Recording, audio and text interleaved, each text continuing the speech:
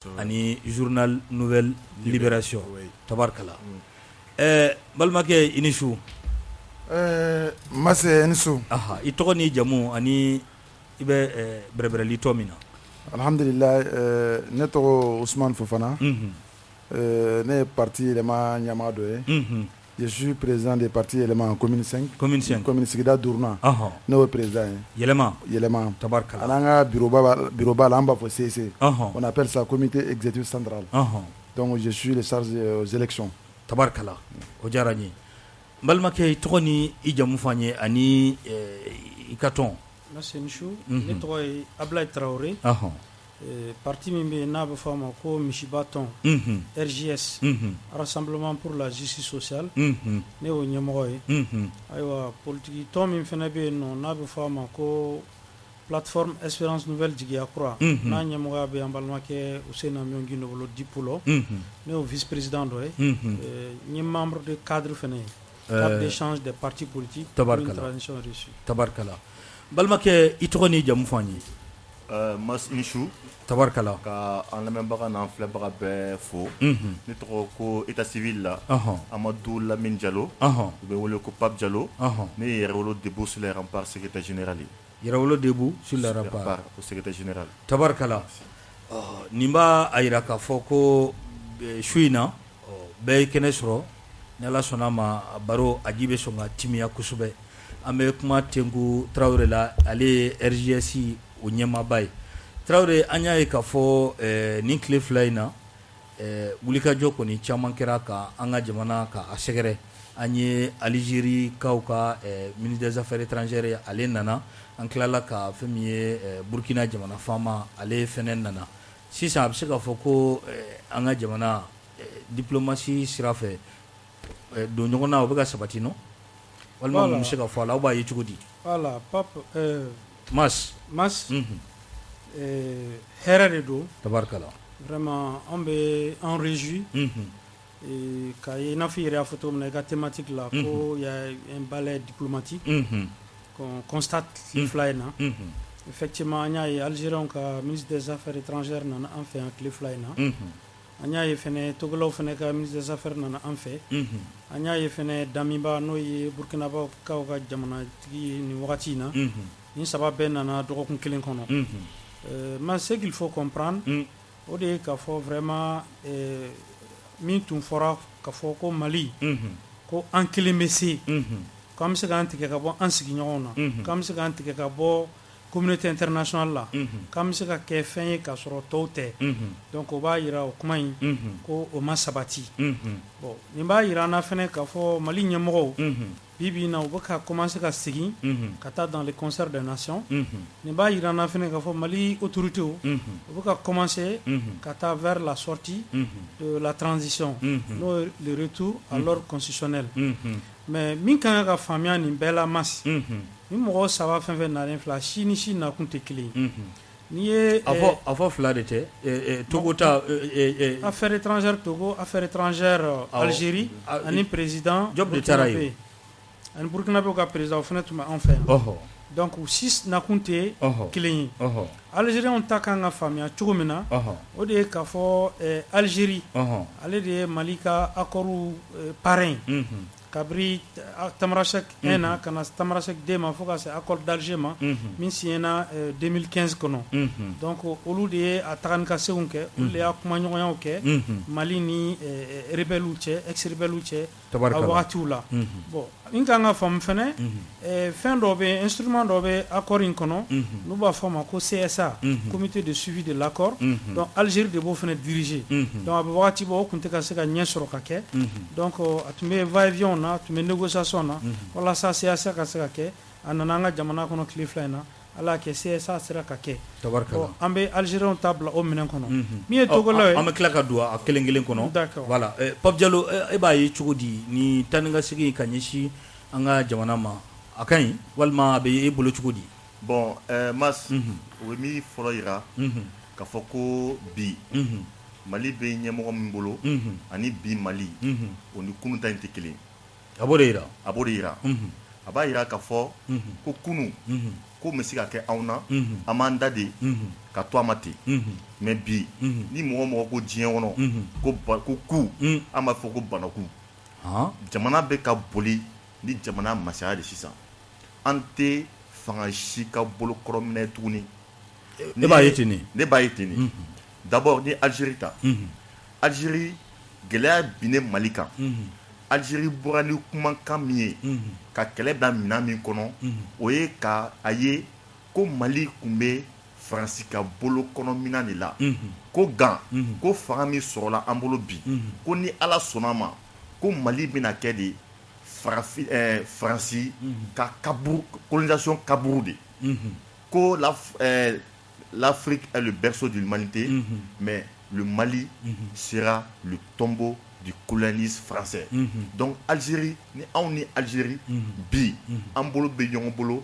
farafina k'i bolo di ɲɔgɔn ma cogoya min na sira minnu fɛ walasa ka se ka lafiya caman sɔrɔ ka di farafina jamanadenw bɛɛ ma. Donc an bɛ ka taga ni o base de o kuma de bɛ ni anw ni Algérie ɲɔgɔn cɛ bi o bolo di ɲɔgɔn ma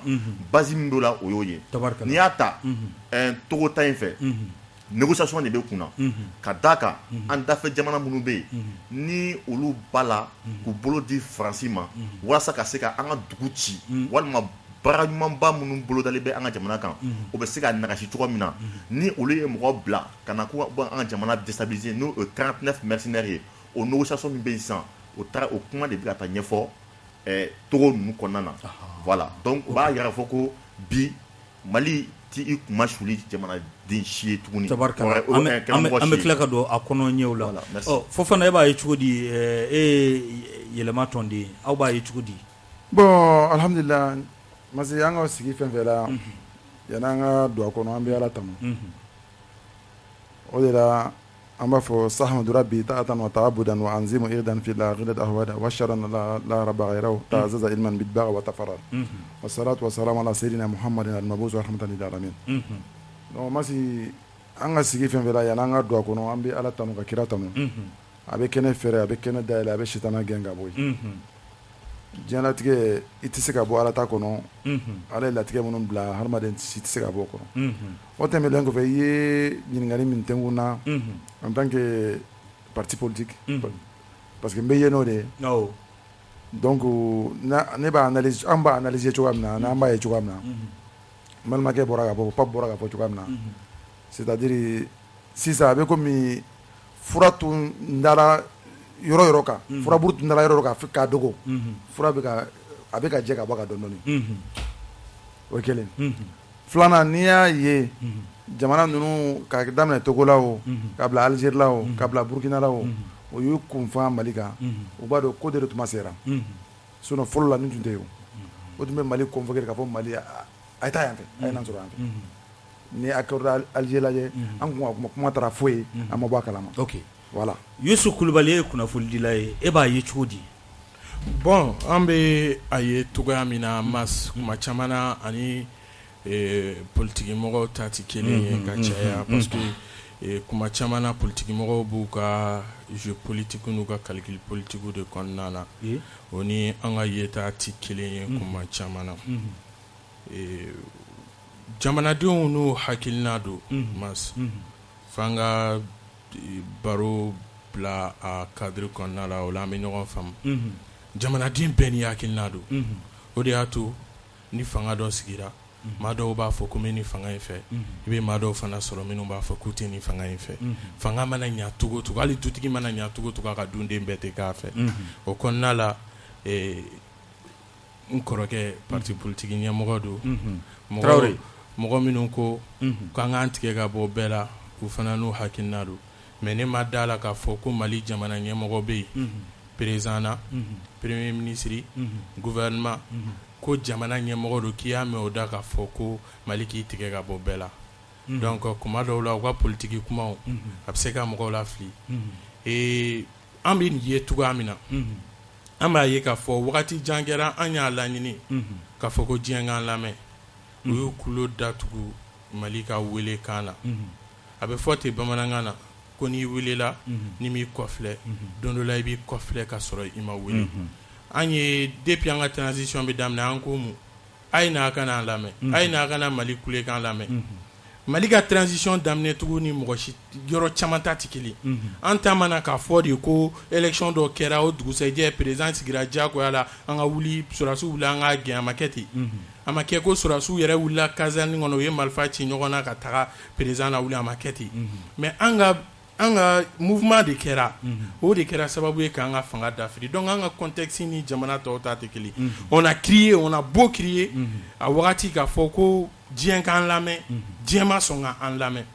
sisan ni diɲɛ ko ko olu de bɛna an lamɛn an y'a ye k'a fɔ Sénégal président nalen Mali kɔnɔna la Massa ka kuma kɔnɔna la a ye kuma dɔ fɔ a ko k'a bɛ a ɲini bɛɛ fɛ ko bɛɛ ka na Mali la bɛɛ ka na Mali marabagaw lamɛn a élément bɛ n bolo a ko mɔgɔw ka na Mali la u ka na Mali marabagaw lamɛn o kɔrɔ ko ja yani an ma boli diɲɛ nɔfɛ bi diɲɛ de bɛ ka na bi ka na a ɲɛɲini Mali bɛ ka kɛ an b'a ye ten ne quoi Mali bɛ ka kɛ cas d'école de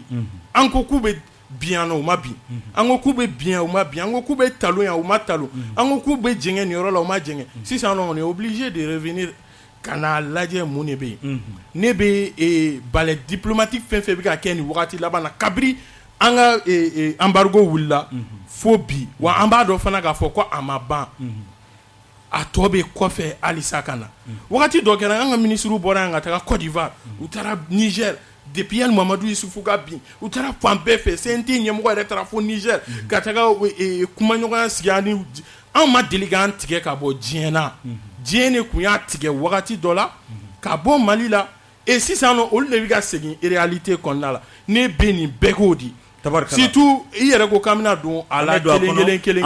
mais quand même ça ce qui est clair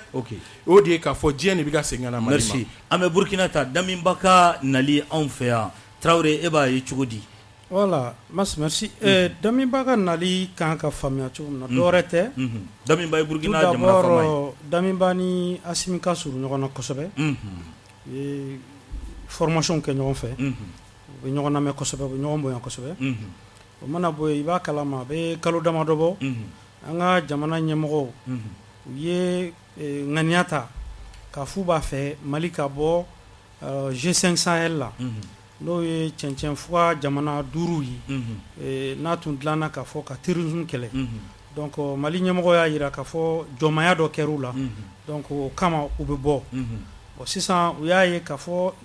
o politique a tɛna se k'a ka objectif sɔrɔ cogoya si la tant que ni Mali ma sen don a la donc an bɛ information b'an bolo Daminba ka nali bɛ o hukumu kɔnɔna la mais Mali tun ye ŋaniya ta k'a bɛ bɔ mais Mali bɔra dɛ. Bon, Mali m'a bɔ fɔlɔ parce que G5 la ma bɔ. Non, ma bɔ fɔlɔ parce que officiellement parce que sariya de bɛ bɔli la i b'a fɔ k'i bɛ bɔ donc wagati dɔ de bɛ yen constat bɛ kɛ procédure dɔw bɛ kɛ pour que i ka bɔ G5 la quoi voilà donc Mali kɔni y'a décidé ka ŋaniya siri k'a fɔ an bɛ bɔ an t'a la nka an ma bɔ fɔlɔ an ma officiellement an ma bɔ fɔlɔ est-ce que y'a faamu mais Mali tɛ participer a foyi la fɔlɔ. Donc ni communiqué tɛ ɲɔgɔn sɔsɔ gouvernement ye communiqué min kɛ n'o tɛ ɲɔgɔn sɔsɔ. Non Mali a décidé qu'ale bɛ bɔ parce que ko dɔ kɛra ale la min ma bɛn a tɛ bɛn a ma. Mali ye ŋaniya de ta fɔlɔ nka Mali ma bɔ. Maintenant deliw kɛra deliw bɛ sen na négociation bɛ sen na k'a jira Mali ɲɛmɔgɔw la aw tɛ se ka bɔ aw kana bɔ n'aw bɔra an bɛ fɛn min kɔ G5 Sahel objectif la objectif tɛna sɔrɔ donc o ko de bɛ sen na donc a ka ca Ala fɛ ni hakilinaw ye ɲɔgɔn ye Mali tɛna bɔ. Donc kibaruya min bɛ se ka da lamɛnbaaw tulo kan officiellement Mali ma bɔ. Mali ma bɔ. N'i ye i ka kuma faamu. C'est à dire que Mali a décidé k'ale bɔra. Est-ce qu'il y a faamu k'ale bɔra a y'a bɔ kun fɛnɛ fɔ. Maintenant G5 Sahel yɛrɛ papier la sariya dɔw de b'a la k'a fɔ n'i bɛ bɔ i bɛ wagati dɔw de kɛ ka se ka bɔ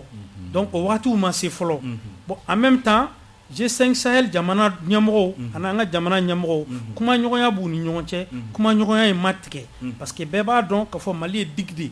ni Mali y'i sen bɔ G5 Sahel la a bɛ kɛ gɛlɛyaba ye pour que G5 Sahel k'a ka objectif sɔrɔ terrorisme kɛlɛw la donc c'est pourquoi va-et-vient bɛ sen na hali président wɛrɛw fɛ min tɛ Daminba dɔrɔn ye donc an bɛ Daminba ka nali bila o minɛn kɔnɔ mais a bɛ se ka kɛ fɛn wɛrɛw bɛ se ka kɛ yen nɔ mais officiellement kunnafoni min b'an bolo fɔlɔ o y'o de ye bon Togo ta comme je l'ai dit bon Daminba ta e politique maa ye n'a fɔra ko e ka hakili jagabɔ k'a kan politique yɛrɛ sira fɛ e b'a a ye cogo di parce que politique mɔgɔw bɛ miiri ni politique ne b'a ye cogo min na c'est à dire que G5 Sahel ko b'a la mais c'est pour aussi que Burkina ni Mali a sɔrɔdasi ɲɛmɔgɔw n'a jamana ɲɛmɔgɔw u k'a lajɛ halisa u bɛ se cogo di ka hakili jagabɔ kɛ ɲɔgɔn fɛ pour que ka stratégie commune dɔw sɔrɔ vraiment pour la lutte contre le terrorisme donc fɛn in fanba bɛ o de kan d'une manière générale politiquement an b'a faamuya ten et puis c'est très normal. Ok Pape Diallo e b'a a ye cogo di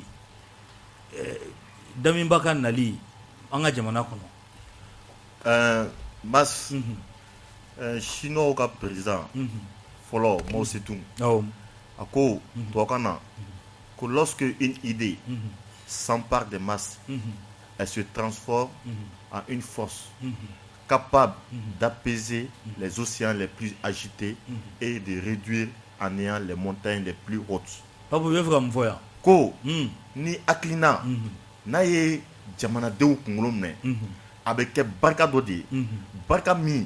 ni kɔgɔji jamana cogo cogo a b'a basigi kulu bɔnna cogo cogo ka kɔgɔ cogo cogo a b'a a ci k'a yɛrɛ kɛ bugunjɛ ye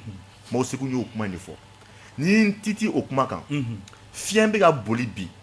farafinna jamanaw kɔnɔna na fiɲɛ min ko k'u tɛ jɛn n'a ye bilen ko farafinna ka to jɔnmaya kɔnɔ farafinnaden bɛɛ y'a faamuya ka ban k'a fɔ ko olu kan ka sira de tagama min b'a to olu fana kumakan u n'u seko ka se ka sabati u y'a faamuya k'a fɔ ko Faransi farafinna jamana minnu tun b'a kɔnɔ ni Mali Burkina Niger Sénégal olu bɛɛ tun bɛ Faransi bolo ko waati sera an k'an bɔ Faransi bolo n'i y'a faamu Daminba nakun ye o de ye maintenant min kɛra Mali de ye kunkan bɔ ka yira k'a fɔ mɔgɔ tun bolo ko min tun tɛ se ka kɛ Mali y'a yira bi ko a bɛ se ka kɛ wa Mali y'a kɛ ka ɲa fo ka taa kɛ farafinna jamanadenw bɛɛ jarabila Mali la bi k'a ye k'a fɔ ko bi ko jaja sira dɔ ye tagamana min bɛ se ka an bɛɛ kunnawolo min ye maloya bɔ an kunna k'an ka danbe la segin a ma k'an ka hɔrɔnya la segin a ma. Burukina président bɛ fɛ k'o de k'a fɛ yan. O de y'a to n bɛna o de y'a to ko n'i ye kuma min mɛn baladenni da k'a bɔra balaba da don min na an ka Sugali Kukala Mayiga ala ka nɔgɔya ye a taara ONU kɔnɔ a ko Faransi ma ko abadon à plein vol k'a y'a ta mɔgɔ min da kɔnɔ k'o ye président Assimi Goïta ye an y'a ye a tɛ lɔgɔkun 2 ɲɔgɔnna bɔ bon yan'o cɛ kalo 3 ɲɔgɔnna Faransi ambassadeur min bɛ Burkina a ye kuma lankolon fɔ ka ɲɛsin Burkina sifinnakaw ma o kuma in ma jaabi fo lɔgɔkun 2 kɔsani na premier ministre bɔra k'i ta sara k'a fɔ ko mɔgɔ mɔgɔ n'i b'a fɔ ko Burkina jamana sifinnakaw mun bɛ wuli ka jɔ la k'a fɔ ko Faransi ka jamana bila ko olu ye i jo ye c'est à dire k'olu ye kodɔnbali ye k'i k'a dɔn ko e de ye kodɔnbali ye ministre y'o fɔ waati min na premier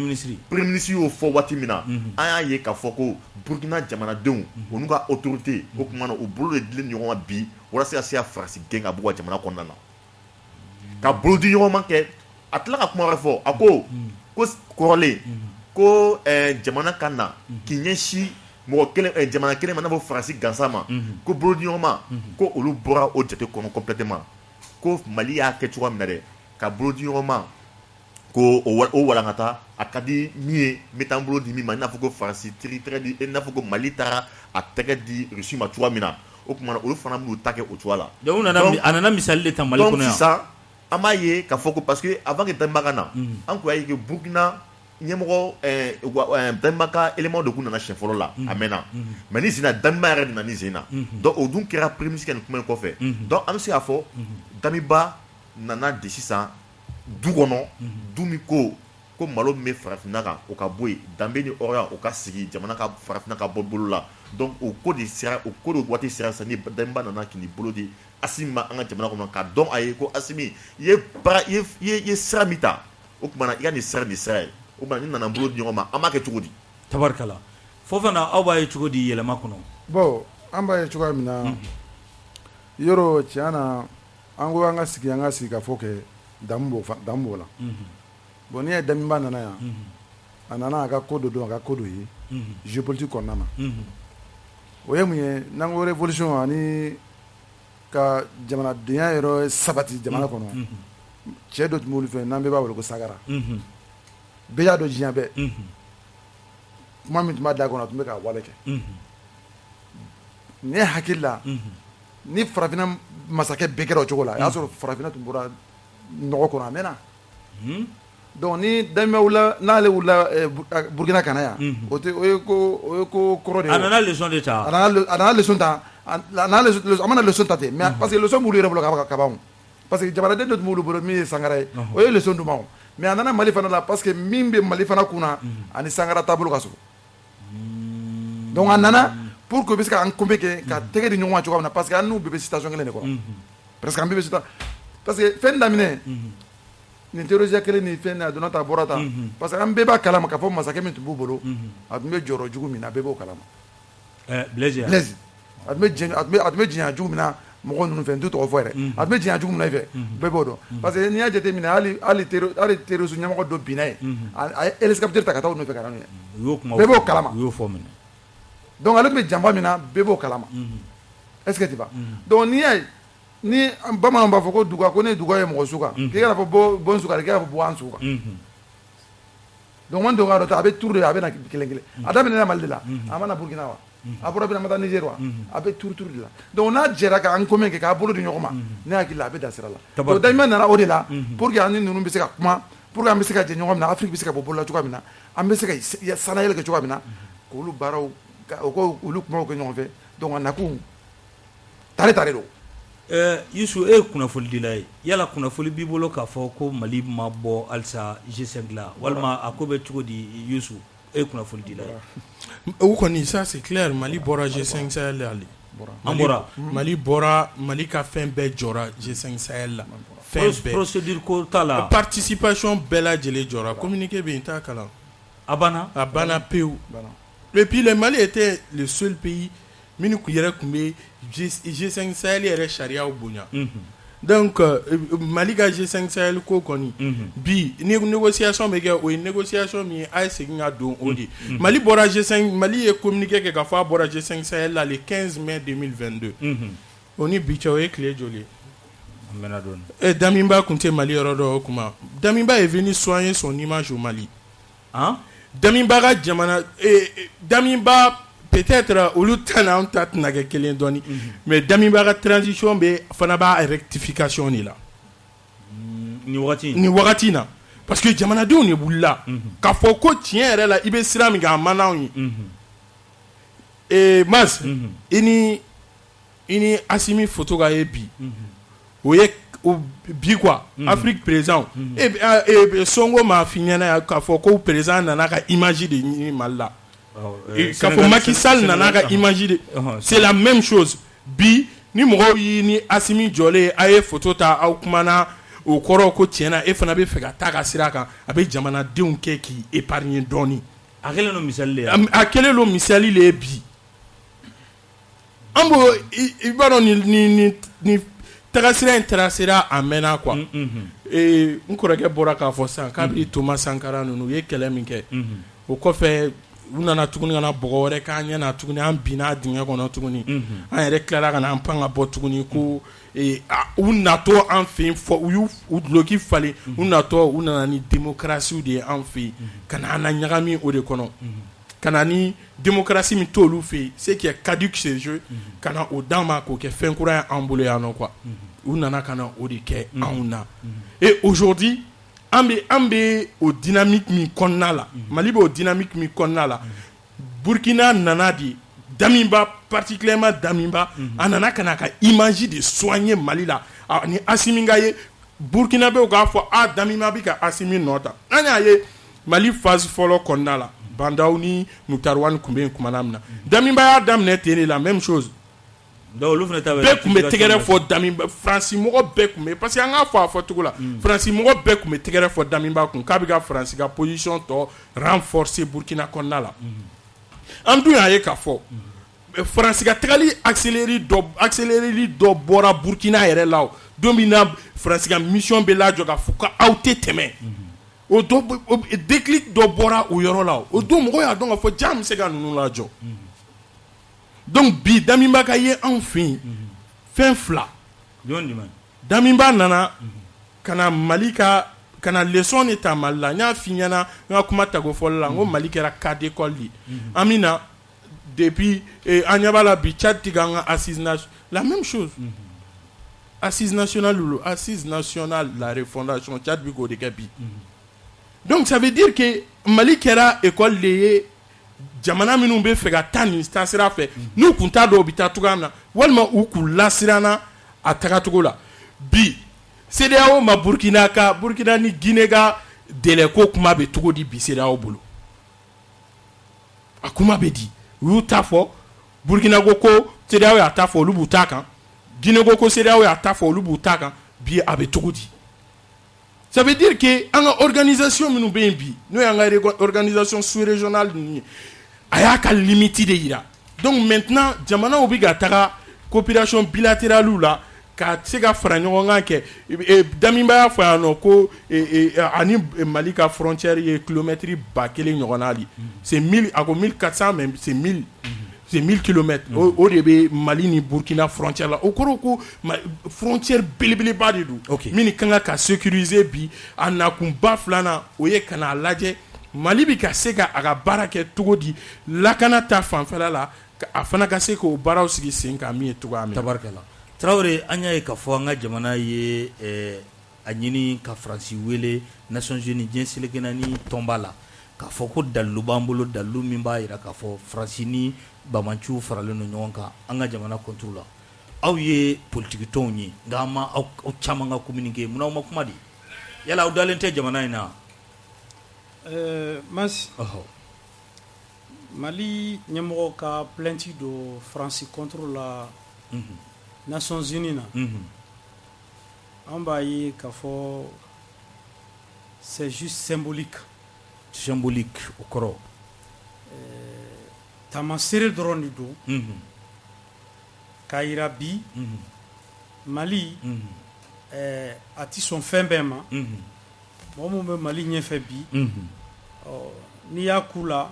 u yɛrɛ b'a k'i la mun na n b'o fɔ Masi nin tɛ Mali siɲɛ fɔlɔ ye ka mandat ou bien plainte la don puissance dɔ kama i n'a fɔ Faransi. Nin t'a siɲɛ fɔlɔ ye. Nin t'a siɲɛ fɔlɔ ye. A dɔ de la an y'a ye a bɛ wagati bɔ Mali ye mandat d'arrêt international dɔ émis contre le ministre des Affaires étrangères de la France Jean-Yves Le Drian. Mais o tɛ état a gouvernement m'o kɛ dɛ tɔn dɔ de y'a kɛ an t'a fɔ cogo la tɔn dɔ de y'a kɛ. D'accord. Voilà gouvernement m'a kɛ maintenant mais Mali tɔn dɔ de y'a kɛ. D'accord c'est pas ce qui est important pour moi. An b'a dɔn France ye pays développé len de an b'a dɔn France ye conseil de sécurité membre permanent dɔ de fana ye Mali tɛ pays développé len ye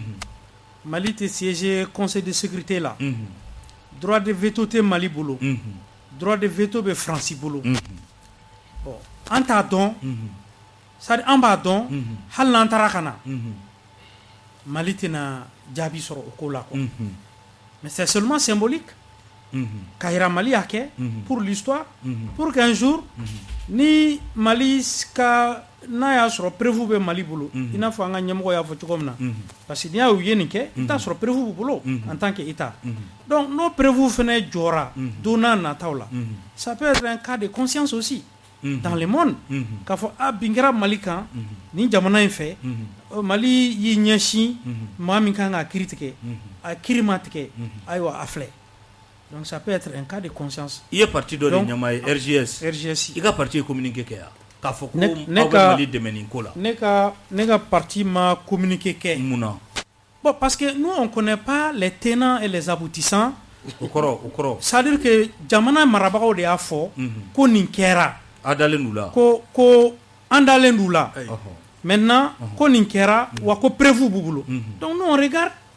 conseil de sécurité de bɛ yen nɔ pour que ka se ka trancher Mali ni Faransi cɛ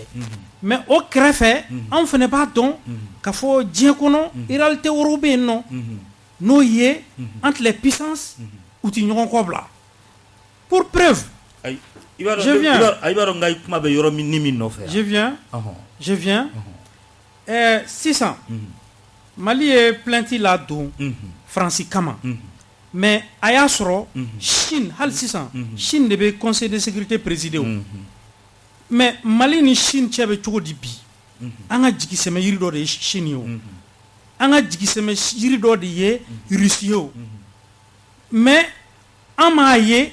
kafo o jamana flying ye keleke au niveau du conseil de sécurité pour imposer une réunion du conseil de sécurité. Mali a un problème quand Kele Traoré amouye Traoré me fait qu'il y a un rond de l'ail ani Chine gadja ani Russie non ani Chine manja mais aw munum be ani Chine manja bina gouvernement ba an kunabi ani Chine manja ani Russie manja ce sont des alliés stratégiques, ce sont des alliés sûrs. An munu ye yan yere an munu ye Maliens ni est-ce que aw yere joro kera munde ni kola aw yere aw politique mo franchement nous on observe on fait confiance à nos autorités, on observe, nous n'avons pas en tant que parti politique pour dire que le Mali a raison ou le Mali a tort, parce que c'est un problème sensible. Donc ni fene ya autorité ya fo ita soro daluya jolen de boulot, nous osons espérer que vraiment daluya ka ku boulot et on verra quoi. Nous on n'a pas apprécié, mais on observe, mais on fait confiance à nos autorités. Donc on observe. Tabarkala. Oh, Pape Diallo, yere wolola aw tay amado aw ye France ko kele chamange. Yala aw fene be ni koye chogodi. Bon, bon. C'est-à-dire bon, vraiment comment nous flâner. Bon, on va regarder mais non, parce que nere be subhanallah fo banmaya kuma ina folo quoi. Subhanallah wa. Ouais, parce que pas mon fora. Parce que il t'a donné c'est dit nere ga un kungulo be tiona sangwa. Chogodi, muna. C'est dit mas. C'est qu'il a droit fort. Non, on va y être na utate kele. Non, on a tout de aw société civile. Wato ni ma familière. Parce que ni ma familière. Kafoko anga jona be cinéma bola quoi. Aïe amour fodé. Aïe. Ça je n'ai pas dit. C'est pas non, c'est pas le cinéma bol. Je dis symbolique. Non, symbolique. Symbolique correct mouillé. Symbole. Oui, ka som so jador jayodo. Misalia. Misali exemple. Anga ba mun symbole jadi. Jayodo. C'est symbole jadi. Ja. Papa comme tokando aya foni akina mi voilà afoni ameo ani mi me ni fana mi afo ni mais avec dépend aller ba parce que ni ne ko nyola bo c'est parce que wato mi fa na ni kuma konana ha gelen jamana kono jama be niveau bina e ka fo ni action suma ko symbole quoi ko symbolique wato o e ka ke théâtre mais nyolo c'est il y a que nyolo de quoi ouais et ya ko mena il faut kumina ay il faut kumina non ban ma ke don tika ta c'est ya fi ko kun yere be nyana kuma yere fo quoi kumina mais tiens on de fanando c'est que do ba fo na tiki trop fort parce que don gela ba do ako to kana que lorsque l'objet agit sur les organes de sens, l'ignorance cède la place au savoir. Ko watimina nyanamaya feun na tekuna adamaden ka sominike minauna kodon balia be joro bla kodon yi misali la demseni fitini na te kodon na ga trama ki nyeshi tasmama ni ya genga ka boy abi babetadi ni ya nye fo etu ateson mais une fois qu'il a teke dara tasma na doron aba famia ko tasma e jeni e femi e mo jeni o kuma na kodon bala mi ma nye tasma ma ke o kodon bala beta avec kodon elle fait comme faut pas mi fa kuma même fo jamana ye 100 ans ani kode ke tasma jeli tieni kule gelate gelala ni ma jigi anga jamana do kan munu ku dare de politique kuma na de mais fali ke ni ogo sagu anga sorasu fali su mi daruga masiba ko masakuru a ye san 10 de kɛ ni gɛlɛya in kɔnɔna na donc o ye ka yira min fɔ o san 10 kɛra gɛlɛya min kan o gɛlɛya tun bɛ jɔn kan jamanadenw ani sɔrɔsiw jɔn de tun bɛ a waati la min tun bɛ a balo o gɛlɛya la parti politique olu k'u bolo di jɔn ma Faransi ma ka ni gɛlɛya juguba in kan donc jamanadenw ani sɔrɔsiw olu hakili sera yɔrɔ dɔ la ka d'a kan kodɔnbaliya min tun b'u kan politique sira fɛ dɛ olu kunna bi nka bi politique mɔgɔw de kɛra kodɔnbaliw ye bi jamana kɔnɔna na o de y'a to ni Mali politiciens bɛ kuma bi n m'a fɔ a bɛɛ dɛ mais a fanba n'u bɛ kuma bi jamanaden t'u yɛrɛ ye u ka kumakanw na ka d'a kan u ka kumaw tɛ jamanadenw lasɔrɔ jamanadenw ka dɔnta barika bonyana kojugu u ma o de y'a to bi kobaw bɛ kɛ jamana kɔnɔ a bɛ k'u kɔnɔ kodenniw ye kodenniw mana kɛ jamana kɔnɔ a bɛ k'u kɔnɔ koba ye misali waati min na ni Faransi ɲɛmɔgɔw u y'a mɛn de k'a fɔ ko sɛbɛnnikɛla journaliste dɔw de bɛ yen Faransi ni Angleterre k'u ko Mali b'a la k'i bolo di sɔrɔdasiw dɔw ma Russie la k'olu ye secteur privé k'olu tɔgɔ ko Wagner Faransi ɲɛmɔgɔw ye o kumaw ta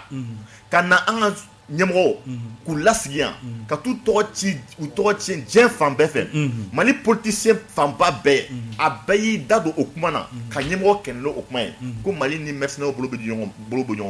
ko Wagner o Wagner o bɛɛ y'a déclaration kɛ mais bi bi in na aw mun ye parti politique ye aw ko aw ka baara ye mun ye ka fanga de ɲini n'a ye fanga sɔrɔ o y'a sɔrɔ a ye layidu mun ta jamanadenw ye ka jamanadenw bɔ degun ni nɔgɔ kɔnɔna na k'u bila k'u lafiya ka hɛrɛ k'u ye aw ka baara y'o ye bi bi in na an ka jamana kɔnɔna na an ɲɛ b'a la o jamanaden kelenw aw bɛ politique kɛ mɔgɔ minnu ye ni masiba ko in ka yira k'a fɔ ko dalilu sɔrɔla ko Faransi y'i bolo di jamana cibaga jamana falikɛ dugulabaw ma ka dugu ci ka foro jeni ka baganw faga ka musokɔnɔma kɔnɔ faga ka sɔrɔdasiw ta k'u Ogosagu ni yɔrɔ caman kan ba min tun bɛ yen somada u bɛɛ bɛ yen wa kan ci sɔrɔdasi joli an ka komando 100 ni kɔ k'u bɛɛ faga a yirala k'a fɔ ko Faransi de bɛ nin kɔfɛ o waati min na Faransi ye plainte sɛbɛn k'o ci ONU na k'a fɔ ko Faransi nɔ ka minɛ a ka ni fagajuguba a ka génocide humanitaire la a ye min kɛ Rwanda a y'a kɛ an ka jamana kɔnɔ crime contre l'humanité complicité de crime contre l'humanité Faransi y'o kɛ o sɛbɛn donna bi k'o ye symbole ye an tɛ se k'o faamu o de y'a to an ko Mali politiciens c'est-à-dire u bɛ degré min na u k'u sen bɔ Mali ko in na siɲɛ kelen ayi mena kuma bɛ o yɔrɔ la non c'est-à-dire dɔw de ko non o de don parce que jamana sera degré dɔ ma sisan dɔ bɛ se ka dɔ bɔ malidenya la ayi non n'o ko parce que non mɔgɔ tɛ se ka bɔ malidenya dɛ mais Mali sariya de ko ni Mali sariya bɛ mɔgɔ bɔ malidenya la a fɔra oui Mali sariya bɛ mɔgɔ bɔ malidenya la a fɔra ko ne sonyɛra kaso la ni bilala kaso la o kɔrɔ i y'a hakɛ dɔ bɔ o de minɛli la o kɔrɔ dɔ bɔra i ka malidenya la a bɛ se ka se waati dɔ yɛrɛ la n'i ko ka jamana kɔnɔ na i yɛrɛ nimisa nin la donc ni nin minɛli la e maliden cogo di kɛ i ni minɛli la non an b'o kuma na donc plainte bɛ donna an bɛ fana plainte yɔrɔ nin donc o plainte ko min fɛn senna an ye mun kɛ yɛrɛwolo debout sur les remparts o de y'a to o ye Macky Sall bila ka na ko Macky Sall ka plainte ko k'o retirer bɛɛ b'a dɔn kuma min fɔra Faransi ma mais avant que ni kuma in ka fɔ plainte ka déposé o y'a sɔrɔ an ka premier ministre Souleymane Koulibaly Maïga a kun y'a fɔ waati min a bɔra ONU na n'a ko lâché en plein vol ni a nana Bamako yan o y'a sɔrɔ Macron y'a nani ka fara nin ka ban ko coup d'état filaden Souleymane bɔra k'a fɔ ko terroristes minnu bɛ yen qui sont financés et entraînés par la France Faransi ma sɔn k'o jaabi donc Faransi ma sɔn k'o jaabi donc bi plainte fana donna Faransi i da de alors que lâché en plein vol kelen Macron bɔra ka premier ministre jaabi fa y'a nɛni bon sisan a fɔra ko aw de tɛgɛ bɛ terroristes bolo fada an ma bɔ k'o jaabi o kuma min y'o c'est kuma min bɛ sani don. merci an bɛ kuma di Fofana ma Fofana e ye parti yɛlɛma tɔn de ye aw ye communiqué kɛ yan. a ko la mas yɔrɔ jamana in kɔnɔ fɛn dɔ de bɛ yen kuma mugu o de ka ca quoi ani acte tɛ kelen quoi. kuma mugu de ka ca. kuma mugu de ka ca a n'an tɛ tiɲɛ fɔ ɲɔgɔn ye c'est à dire jamana ka ca n ye. o cɛ si tɛ yen k'a fɔ ko i ka fo n'a kɛra malangolo ye k'a fɔ i ka jamana man di ye parce que ne delila k'a fɔ plateau in kan foyi t'an bolo ni Mali tɛ kelen mais fɛn dɔ bɛ yen n balimakɛ Papa kɛra dimi dɔɔnin parce que fɛn dɔ nana Mali kɔnɔ sisan u bɛ ka politique mɔgɔw kɛlɛ ka politique mɔgɔw jasi k'u bila kɛrɛfɛ o fana tɛ quoi ce n'est pas ça peut-être n balimakɛ ye kuma min fɔ a sens i m'a faamuya dɔɔni kana ale ka kuma défendre a yɛrɛ bi a yɛrɛ bɛ non ma défend a to a yɛrɛ bɛ tila ka kuma développer ɲininkali kelen de kɛ e la fɔlɔ yala aw kumara kan wa aw ma kuma di yɛlɛma an ma communiqué kɛ ka d'a kan munna an ma condamné gouvernement bɔra ka communiqué min kɛ an ma condamné parce que mɔgɔ mɔgɔ ye fasoden ye aw ma soutenir yan an y'a soutenir kɛ a ye communiqué kɛ yan non communiqué i bɛ se ka fɛn soutenir ka sɔrɔ i ma communiqué munna i ko munna an ma kɛ de n ka kuma lamɛn kɛ n bɛ na e de ye ne ɲininka ko fɔ munna an ma kɛ sinon an ma condamné dɛ yɛlɛma in na jamais condamné mais an b'a soutenir fɛnɛ o an y'a soutenir aw sɛbɛn bɔ don ɲɛ ni ko an y'a soutenir fɛn bɛ taa ni hakililaw de ani ko bɛ taa ni taasira de n'an ko Mali ye mun ye n'an ko démocratie bɛɛ fanga tɛ wa bɛɛ fanga de Mali ye o anw de ma kɛlɛ kɛ yan 91 n ko parti unique de don Musa Tarawele de yan IDPM parti caman tun ko parti kelen n ko kɛlɛ da ka kɛ multiparti min an de bɛ n'o kɛlɛ kɛ wa n'o kɛlɛ kɛra sa parti politique tɛ caya wa parti politique tɛna jama kɔrɔ wa ka fɔ démocratie kana démocratie ye gɛrɛkan de ye ka fɔ démocratie jɛmu fanga ok mɔgɔ minnu bɛ fanga ɲɛ la fanga ɲɛma parti politique jamana si tɛ min bɛ se ka mara ko parti politique tɛ. Fofana i bɛ fɛ ka jɛgɛ su ji la dɛ. I bɛ fɛ ka jɛgɛ su ji la dɛ. N ko est-ce que aw ye gouvernement ka communiqué soutenir. An ma communiqué munna an ma communiqué. Parce que gouvernement ma fɛn fɔ an ye. Aw si tɔgɔ kɔrɔ wayi. Ka fɛn fɔ cogo di. Non gouvernement ma fɛn fɔ an ye ka fɔ bɔ. Cogo di. Ma kɔnɔ gouvernement kan ka yanni gouvernement ka communiqué bila a kan ka parti politique ne hakili la dɛ a kan ka parti politique fara ɲɔgɔn kan o bɛ jamana kodɔnnaw. U kan ka fara ɲɔgɔn kan an bɛ fɛ ka nin baara kɛ n'o kɛra waati min na i bɛ se k'i nin yɔrɔ la hali ni yɛlɛma nin yɔrɔ b'a la mais de fait an m'a condamné hali silence ka i ma kun n'a sɔrɔ a tun man ɲi yɛlɛma tun b'a fɔ k'a man ɲi mais ni i ma kun i ma fɛ ko an bɛ ka an ka gouvernement ye min kɛ a diyara n ye an bɛ k'o ma kɔnɔ de ni min bɛna bɔ a ko la an k'o lajɛ sinon n'a y'a sɔrɔ an b'a condamné ka fɔ a man ɲi o mais n'i ye mɔgɔ an ma condamné ko a ka d'an ye o dɔrɔn don sinon an ma condamné a ka d'an ye fana mais an tɛ se ka communiquer parce que fɛn kɛra a ma sara an na an ma sigi a kuma la an t'a kalama an t'a dɔn fɛn b'a kɔnɔna au juste donc mais n'i y'a jate na globalement u ye fɛn min kɛ a ka ɲi kɛ mais ko ye fana ye min ye jamana caman bɛ yen n'an ma ko Russie Chine etc Turquie k'a fɔ u bɛ Mali dɛmɛ tiɲɛ don mais n'i ko sécurité Nations Unies la u bɛ se k'i dɛmɛ fɛn dɔ la i ka jamana ko personnellement mais k'a fɔ Nations Unies na ko u yɛrɛ dama ka bɔ ɲɔgɔn kɔ sinon Mali ka nin plaidé nin diyara anw ye ka tɛmɛ diɲɛ fɛn bɛɛ kan mais est ce que Mali taara n'a ye u bɛna taa baara wa ko Mali tɛ veto kɔnɔ na o bɛɛ ka jan voilà o bɛɛ ka jan est ce que o bɛɛ man jan ɔ k'a fɔ gouvernement ye nin min kɛ a diyara anw ye ka sɛbɛn kɛ parti tɔgɔ la parce que parti bɛ jamanadenw de kama aw m'o kɛ bon moi la silence c'était une réponse mɔgɔ y'i mago n'i mago o jaabi dɔ ye o jaabi dɔ ye parce que o jaabi dɔ ye o a ka d'an ye parce que an ma condamné n'a tun bɛ an b'a fɔ an ye nin condamné Yusuf kunnafonidila e b'a a ye cogo di Carl Jung ko les gens pourraient apprendre de leurs erreurs s'ils n'étaient pas occupés à les nier o kɔrɔ ko mɔgɔw tun bɛ se k'u ka filiw labɛn n'a sɔrɔ u ɲɛ gannen tun tɛ ka fili ninnu kɔn quoi k'a fɔ ko an ka nin tɛ fili ye quoi moi je pense que parti politique minnu bɛ plateau in kan yan nɔ u b'o baara de la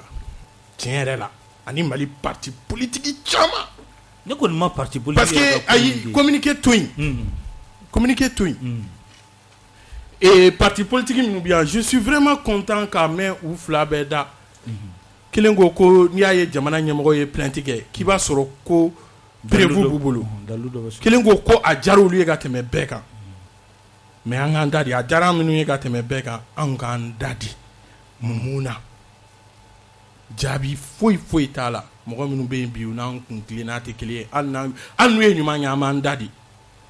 a diyara ne ye yɛlɛma mɔgɔ ka kɛ yan n ko yɛlɛma ɲɛmɔgɔ kɔrɔ kun ye premier ministre ye a taara fo Kidal a kuma an wulila ka mankan ci k'a fɔ ko mɔgɔ minnu ye marifa ci Musa Mara la Kidal ko terroriste tɛ MNLA tɛ ko Faransi de b'u kɔrɔ Mali marabaga ma sɔrɔ o don ka tugu an kɔ o sira kan k'a fɔ ko nin lettre in k'i bɛ a fɔ de plainte in k'i b'a fɔ de k'e t'a dɔn i b'a fɔ n kɔrɔkɛ a fɔ ten ko tenant ni aboutissant an m'o de fɔ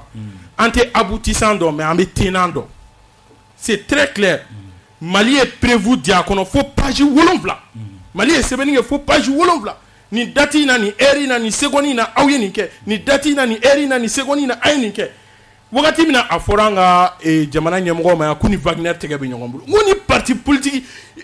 kɔrɔ bɛ jɛkulu min na n'o ye cadre ye n k'olu de ko yan nɔ ko jamana ɲɛmɔgɔ ka bɔ k'a ɲɛfɔ jamanadenw ye n'a sɔrɔ ni fɛn bɛ yan nɔ Wagner bɛ yan nɔ mais bi o jɛkulu kelen kan ka se ka bɔ k'a fɔ Faransi bɔ i ka tiɲɛ fɔ an ye n'a sɔrɔ Mali bɛ k'i accuser min na ni tiɲɛ don mais parti politique y'u jɔyɔrɔ de bila parti politique minnu dalen tɛ jamana ka prévu la est-ce que jamanadenw kan ka jamana ta ka kalifa o parti politique la parce que prévu dira o mɔgɔ si tɛ se k'a fɔ yan k'i m'a y'a kɔnɔ ko Mali ko ni date in na ni heure in na ni wagati in na ni yɔrɔ kofɔlen in na Faransi taara binkani ta ka Mali sɛgɛrɛ parti politique u bɛ min n'a y'a sɔrɔ ni parti politique ka baara ye fanga ɲinini ye aw bɛ ka élection kɛlɛ kɛ tiɲɛ don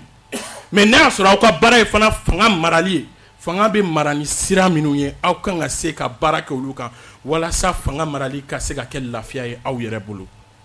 mais an ye parti politique ye mun na yan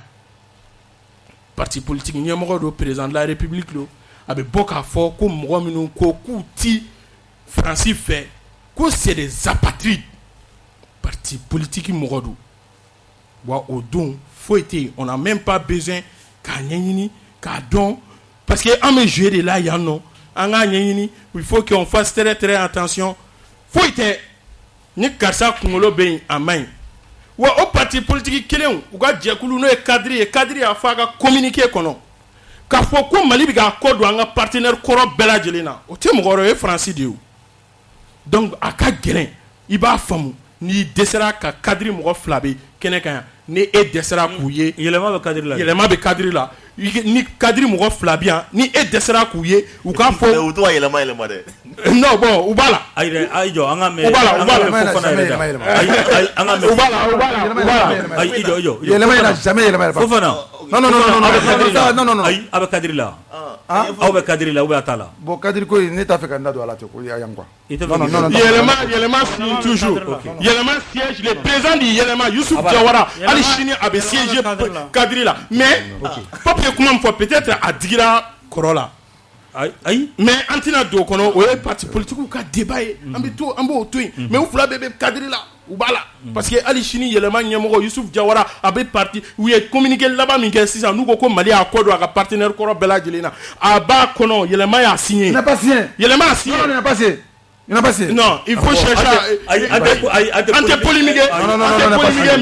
mais le parti yɛlɛma a signé an tɛ polémiquer ka lettre bɛ ne bolo a tɔgɔ mais mina mini ɲɛf'i ye mas parti politique tellement i kan k'u ka n tɛ yɛlɛma ma dɛ mais tellement i kan k'u ka yɛlɛma faamu f'i kan ka a dɔn k'a fɔ ko hali sini n'u ye position wɛrɛ ta a kana bali la donc k'a fɔ bi ko parti politique ma communiquer kɛ an minnu bɛ parti politique wele an ka kɛnɛw kan u b'a anw minnu wele u ka kɛnɛw kan a ma bali anw na dɔɔni parce que hali sini parti politique bɛ Mali la yan nɔ minnu jigi dalen don a kan k'a fɔ ko Faransi de bɛna fanga d'u ma ka ɲina k'a fɔ ko 2013 ko maliyɛnw de bɔra k'a fɔ k'u bɛ IBK fɛ 2020 o maliyɛn kelenw ka bɔ tuguni k'a fɔ k'u tɛ IBK fɛ mɔgɔw ka taa bɔ ka boulevard fa k'a fɔ k'u t'o IBK kelen fɛ yali wagati ma sisan parti politique ka leçon ta n'a y'a sɔrɔ u yɛrɛ ka kojugu kɛlenw n'u tun bɛ se k'o leçon ta walayi bi u kelen kana débat monopoliser Traoré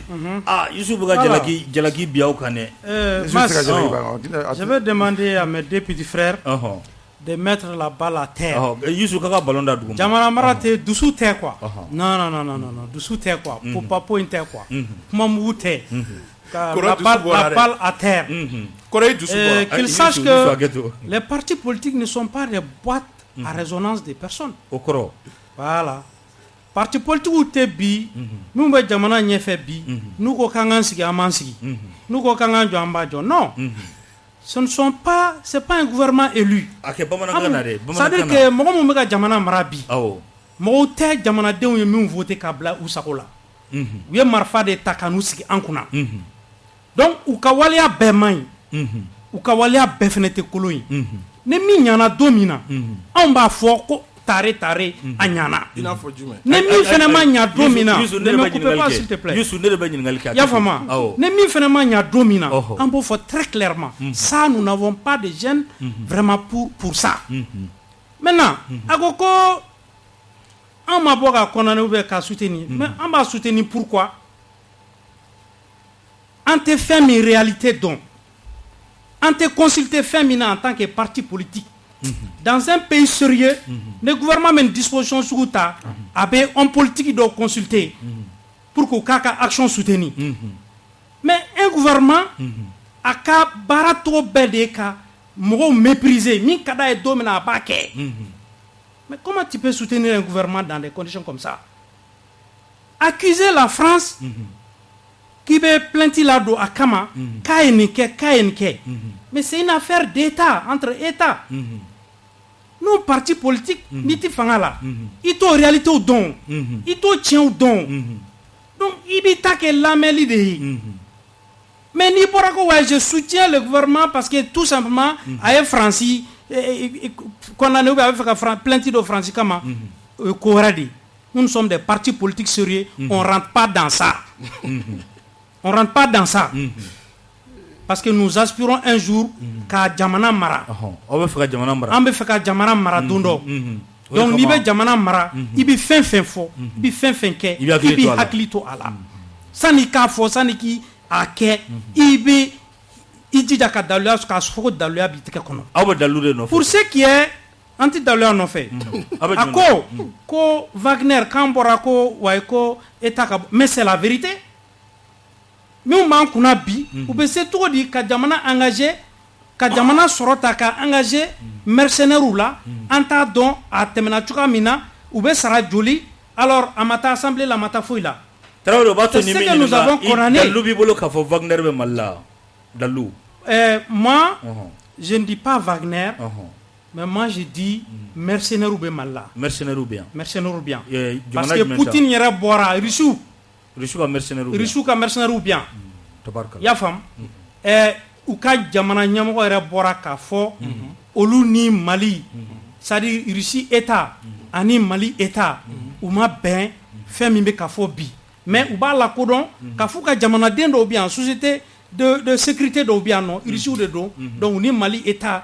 bɛ kuma ɲɔgɔn na u kumana u bɛnna ko dɔw la donc c'est bien des mercenaires qui sont là au Mali actuellement mais que Wagner ou fɛn wɛrɛ o ye ko wɛrɛ ye moi c'est pas mon problème an ka problème ye min ye ni jamana marabagaw n'u bɛ jamana engagé fɛn o fɛn na jamanadenw ka bɔ a kalama voilà an y'u ta nin de la ni mɔgɔ hakɛya de nana u bɛ sara nin de la u bɛ na nin wagati u bɛ taa nin wagati c'est ce que nous avons demandé c'est très normal n bɛ fɛ ka ɲininkali dɔ k'i la i ye gouvernement ye plainte min don Nations Unies na i y'a communiqué kalan est-ce que i ye temps di yɛrɛ ma k'a kalan non ma temps di yɛrɛ ma k'a kalan mun na i m'a kalan bon tu ne peux pas tout lire Mas i dun ye parti ɲɛmaa de ye dɛ non si tu peux pas tout lire fɛn dɔw bɛ se k'i échapper wagati dɔw la mais le plus important est-ce que o ka kan n'i ye parti ɲɛmaa ye non le parti ɲɛmɔgɔ ko tɛ o jamanaden bɛɛ jamanaden bɛɛ ko bɛ k'i ka jamana kun kan i kan ka bɔ a kalama a ɲuman a na non parti ɲɛmɔgɔ ko tɛ o a ɲuman n'a juguman jamanaden bɛɛ kan ka k'a kalama mais adamaden i bɛ se ka kɛ wagati dɔw la lahalaya dɔw la i tɛ k'i yɛrɛ sago la donc fɛn dɔw b'i échapper mais i b'a kun dɔw dɔn parce que je sais quand même que Mali ɲɛmɔgɔ ye plainte don Faransi kama au niveau du conseil de sécurité n bɛ o de kalama ka dalu sɛbɛn k'a fɔ ko dalu ka minute kɛ ka tila ka seconde kɛ oui donc k'u y'o fɔ donc ne bɛ n sigi n b'a lamɛn n b'a lajɛ et je cherche aussi ka ne sera ka éléments sɔrɔ pour que k'an yɛrɛ édifier est-ce que y'a faamu mais je n'ai pas à dire que le Mali a raison ou le Mali a tort non ok tabarikala an bɛ kuma di Pape ma voilà Pape i bɛ jumɛn fara nin kan halisa Masa ne bɛ se ka fɛn kelen fara nin kan dɔrɔn o ye k'a fɔ ko Macky Sall bɛ sanjikɔrɔbɔsi la k'a fɔ ko k'a bɛ mɔgɔ ci ko ka na Assimi Goïta ninnu voir ko k'a lajɛ ko ka mais Pape yɔrɔ dɔ fɔra a nafa ka bon dɛ Traoré ye yɔrɔ dɔ fɔ k'a fɔ jamana ɲɛmaaw bɛ nin décision na sugu ta u ma sɔn ka parti politique sen don a la olu minnu fana ye jamana jɔsenba dɔw ye aw ye société civile est-ce que a sarala u la Mas y en a assez en ma folo ata do arasra en non Mali Chéra de côté article 22 la défense de la patrie est un devoir pour tout citoyen ko kawuli ka jowa kele ke ke jamana kuma bo o yi maja gwadi kan o kewo e be mu kono ni ko la ni misiri wala ngata sini misiri la e almami mana fo Allahu akbar e abe to ta ko kasana nga selila ngoni misiri manga me ta selili ni mata seli ko di kono ko jamana be guerre la jamana be janfan la sera be ka bo ka jugu pemper e be ta mu kono ke be wole e bo kala mata mais ade kuma dia parce que kuma na ba ni na fa doni akoko kama pedikala. Donc ça veut dire ami intéressé là. C'est dommage. Peut-être que cadre moi parce que n'allez pas comment. C'est là que je me pose la question. Mais cadre reconnaît que vous êtes la colère. Est-ce que vous aurez dû signer Koumiri, Kaouli, Kafoko, Djamana Dong, Bi, est-ce que Ereboukan, est-ce que Dilboukan, est-ce que vous signez Koumiri non parce que comment vous dire parce que pour l'homme Djamana Monon, c'est-à-dire moi je comprends pas. Djamana Monon, tu prends Ogosagou. Moi munu be ou te politiko kalama wa sene ke kana an bolo bumako yan o ma mi o ma bo su kura deni du waje kana jahdi badigu kan ta ku be fakata wa dugu na ban ni fontini mais an munu be mo shima delicado an kan ka foko a terrori diallo bien parabetan a wuli aka jamango keleke mo shima ni an feo an re de wula an yere ka wuri ka jɔ jamana kɔnɔna na ko an bɛ kɛlɛ min kɛ a kun ye min ye walasa ka se ka degun bɔ jamanadenw kan bon e ye degun ye jamanadenw kan e ma wuli ka to degun bɔ o mana e bɛ ka mission yɛrɛ ta ye ka ban o ye fɔlɔ ye filanan ye min ye nous sommes à 95% musulmans dans kuranɛ kɔnɔna na suratu An-Nisa ala b'a fɔ ko silamɛw ma ko mun de b'i la ni tɛ wuli ka taa kɛlɛ kɛ ni ala ka kɛnɛ kan kɛnɛ min kɔnɔ ni gɛlɛya bɛ jamanadenw kan cɛw muso ani denmisɛnninw n'u bɛ kule la ko e ala bɔ ni jamana in kɔnɔna na jamana in kɔnɔ ni mɔgɔ ka hakɛ tɛ sabati karamɔgɔ bɛ o de bɛ yen n'i ye silamɛ i tɛ se k'a ye ko bigani bi i silamɛ ɲɔgɔn kan i ma wuli ka to o dɛmɛ ça veut dire que politiquement ils sont insuffisants même musulmans religieusement musulmans ils sont insuffisants voilà non ce que je dis c'est pas moi qui l'ai écrit même na nga dalu am débat de là c'est pour te dire que ni yori débat mɔgɔ caman bɛ ka lamɛn nin ko in nin ɲɛnabɔ ka bɔ ne dalen min na jamanadenw hakilina se a degré min ma bi na fiɲɛ min wulila bi mɔgɔ si tɛ se a jɔ a ɲɛ jamana in bɛ jɔ diyagoya de don an bɛ baara de la o dugutigi jɔ tuguni o jamana ɲɛ tuguni o ɲɛnabɔ ka ban donc ne ka kuma ye min ye Macky Sall i ye ciden min bila ka fɔ Assimi ninnu ma k'u ka plainte retiré o plainte bon comme Assimi yɛrɛ y'a fɔ ka ban ko a kuma kɛ sigikafɔ ye Macky Sall côté non plainte fan na je crois que Abdoulaye Diop kumana ko le Mali refuse catégoriquement de retirer la lettre bon hali n'u retiré an ta la don je crois an ka réunion kɛ ka ban la France sera comment on appelle plainte bɛ déposer accusé de crime contre l'humanité et complicité des crimes contre l'humanité aw bɛna Faransi wele yan a wole direct ama wole Mali la yan ka wole bon CPI la ama wole Mali tribunal la fɔlɔ ka wole CEDEAO la ka wole CPI la ka wole hali Union européenne ta la c'est an bɛ Faransi wele fan bɛɛ fɛ fili crime ni kelen bɛ kɛ min kɛra Rwanda o bɛɛ bɛ lawuli mais k'a fɔ k'i bɛna an ka jamana parce que mɔgɔ bɛ ɲina min kɔ kan dɔ bɛ ko Bokessi mais min f'i ɲɛna Mas c'est moi ne donna sɔrɔsiw la u ye fɛɛrɛ bɛɛ kɛ c'est-à-dire mɔgɔw b'o gɛlɛya dɔn ka ban ka sɔrɔsiw ka an ka sɔrɔsiw jasi minɛn sira fɛ mais dusukolo bolo bɛ baara kɛ comment des commandos 100 et quelques commandos k'u ta ka t'u bila kan kɔnɔ o kɔnɔna na farasikan na ka na tiriw ta kan kɔnɔ ka bɔn fili u bɛɛ faga su kelen mais i b'a dɔn Mali commando kɔrɔ ye min Mali la i bɛ san 5 de kɛ walasa ka commando kelen sɔrɔ i ka commando faga ka sɔrɔ a ka muru kelen a tama a b'o ta a bɛ don jugu kan jugu kɛmɛ a b'a bɛɛ daji ka bɔ mais hali u ma se ka chance di u ma u ka se ka kɛlɛ kɛ ni janfa juguba in kɛra jamana kɔnɔ Faransi bɛ nin ko in kɔfɛ an bɛ se an sigi cogo la fo k'an bɛ nin ko in sumaya ko muso dɔw fana de den don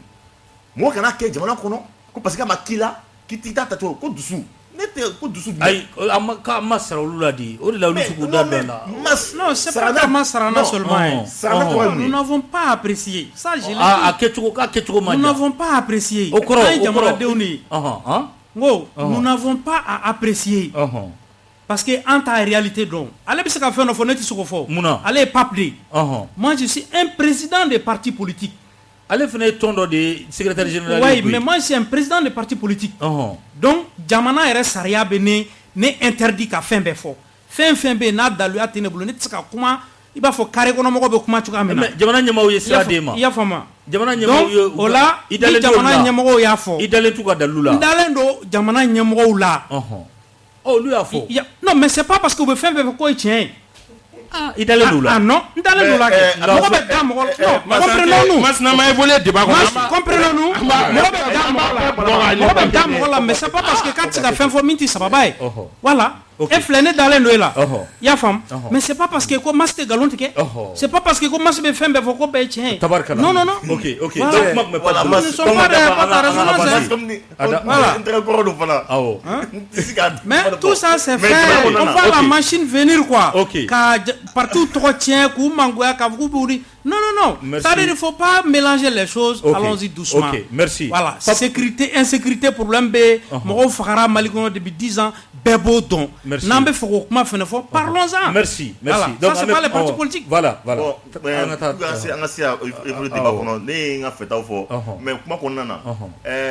ko non assistance en personne en danger ni tɛgɛ tɔgɔ la i bɛ taa kaso la dɛ.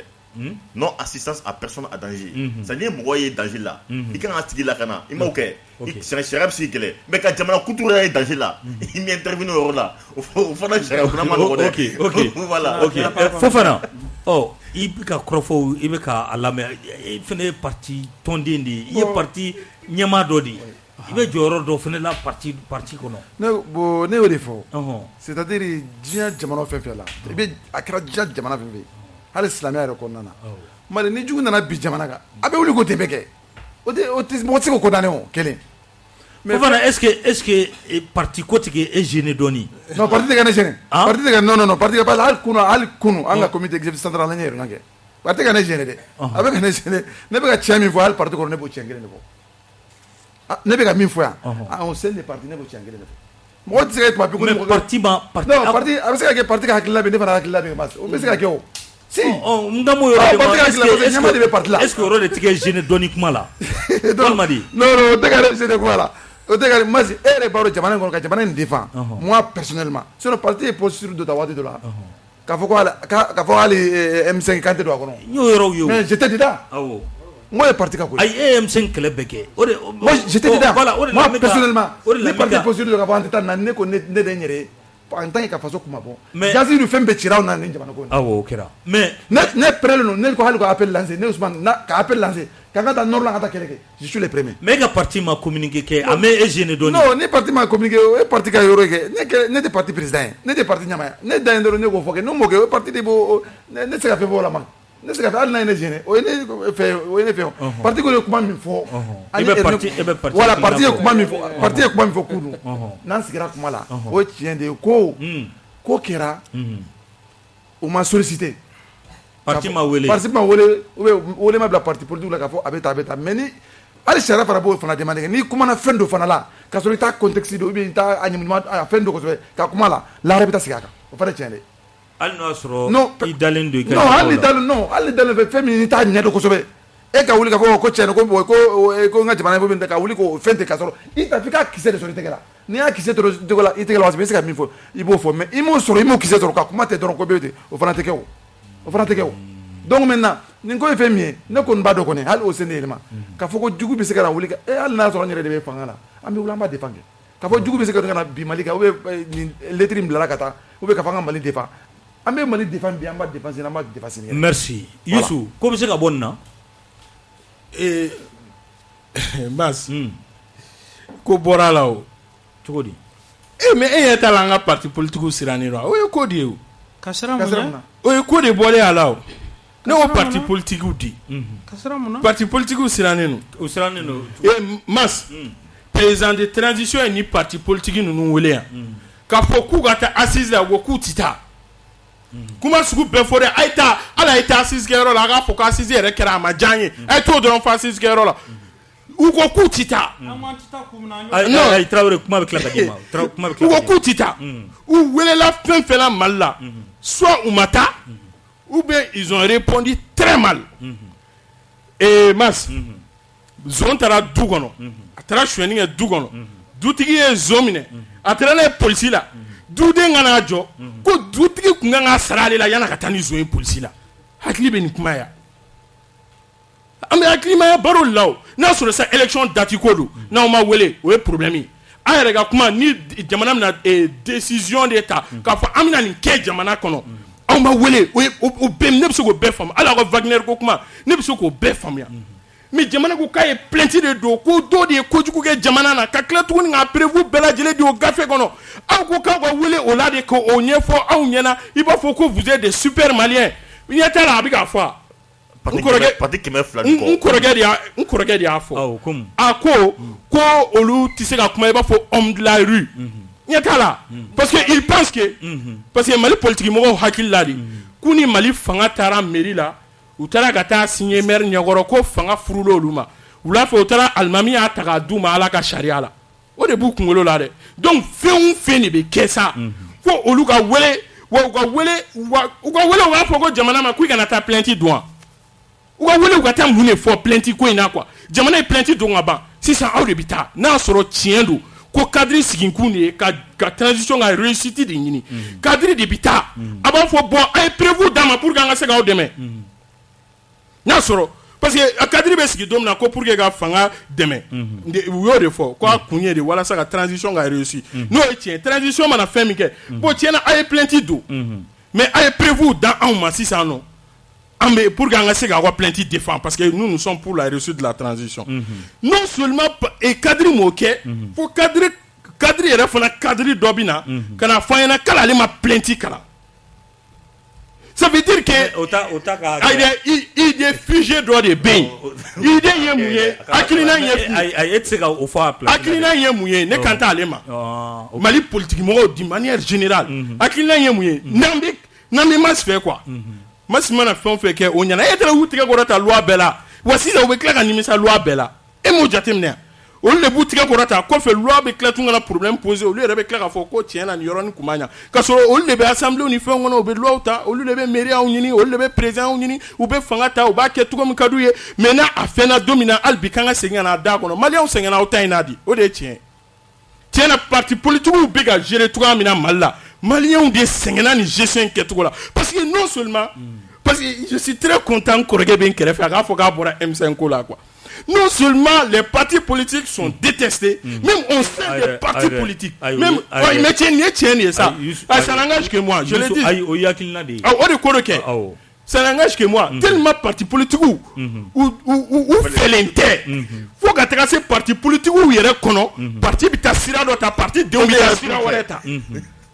parti qui t'a gauche fait, parti de t'a droite fait. O parti sugu jumɛn ye an bolo yan nɔ ka an bɛ tila tuguni k'an bɛ wuli k'an bɛna jamana kalifa o parti politique de la masa a y'a fɔ parti politique ye k'u ka hinɛ Mali la mɔgɔ dɔ sɔrɔla mɔgɔ min nana a fɔra Mali ɲɛmɔgɔw k'a fɔ aw de nana nin don aw nana nin attaque kɛ nin yɔrɔ la o de kɛra sababu ye ni maliden dɔw ni binna aw ko aw hakilina ba t'o ko la fɔlɔ aw tɛ se ka kuma o kan fɔlɔ mais aw bɛ se ka kuma wari ko de kan quoi jamana wari bɛ ka daga don Wagner la wari ka wusa ni nin ye. An b'a ye ten tɔ de parce que nin bɛ ka bin a fɔra ko karisa ye nin bin aw ma wuli ka ala fɔ jamana ɲɛmɔgɔw ye a ye prévu d'an ma n'aw ma ɲɛ aw ko nin binna a ye prévu d'an ma aw ma wuli k'o kɛ dɛ mais mɔgɔ minnu nana dɔrɔn ko wari de ko Mali wari mina don la parce que parti politique bɛ fanga mara o nafolo in de nɔfɛ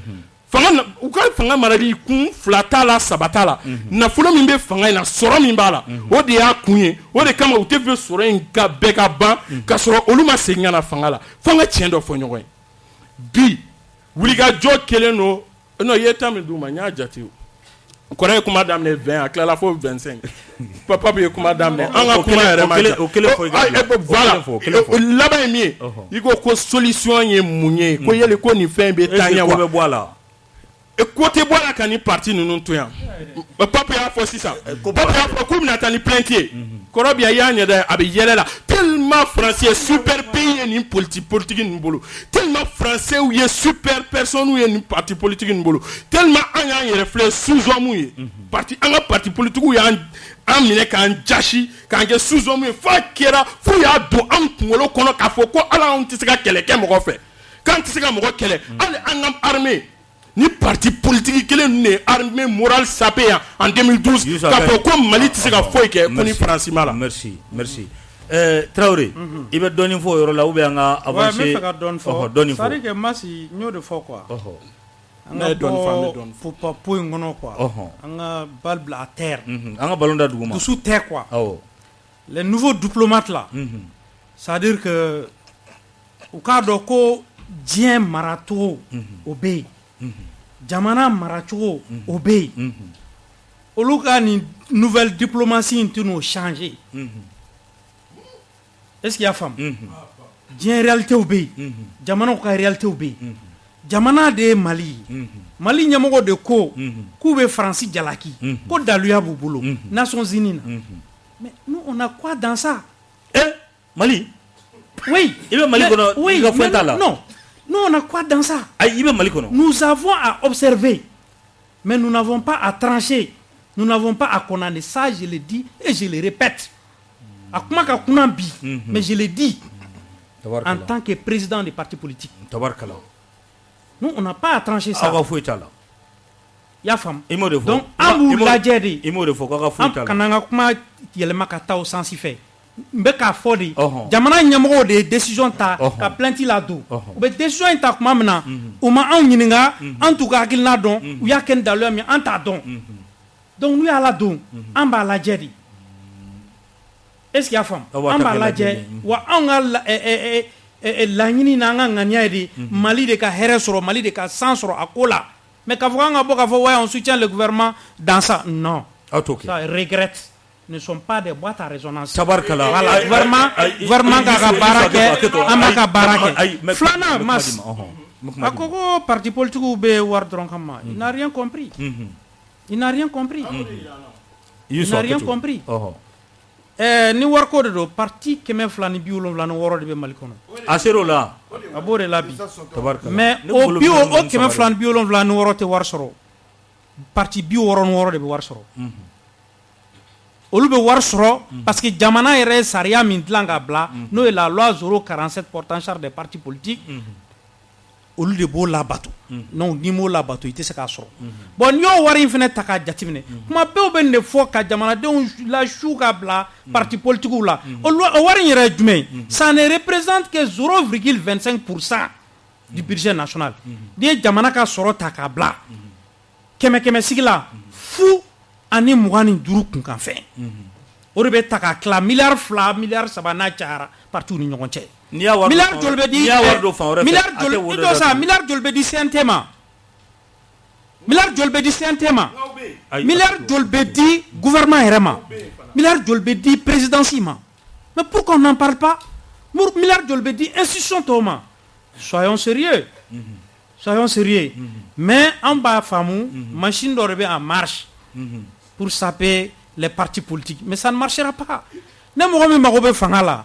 Ta ministère de l'intérieur la ka papier tigɛ ka parti créer ka fanga ɲini. Mais k'a fɔ k'i bɛ dogo marifatigiw kɔfɛ k'a kɛ popapo kan ye parti ma manamakan fɔ vraiment ça ne marche pas. On va écouter.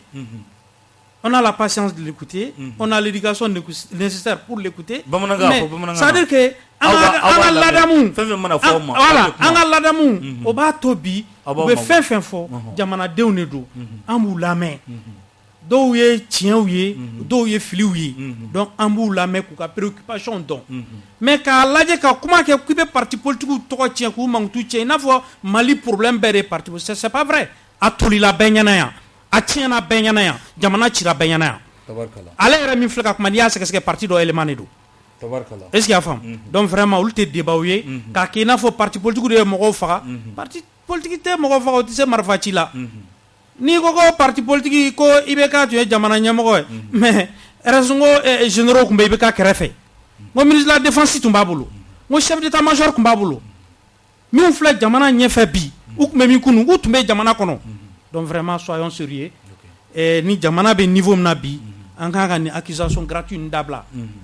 an ka situation na apaiser an ka sigi an ka kuma an ka sigi an ka hakili jagabɔ an ka lajɛ mun ka ɲi Mali ma mun ka ɲi bɛɛ ma ne bolo o de ye débat ye. N bɛ kuma di ma i Traoré tilala